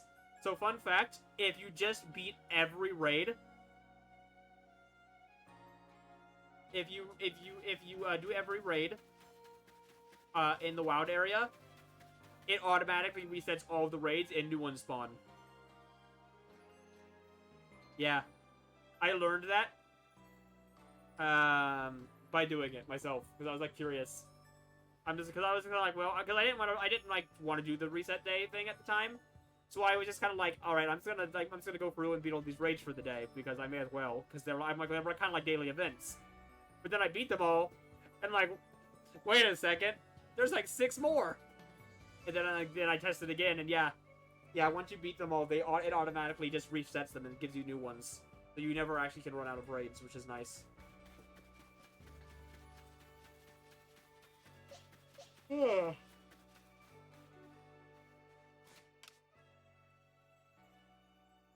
Regardless, though, we're past our 3-hour mark, so it's time for me to hop off of here.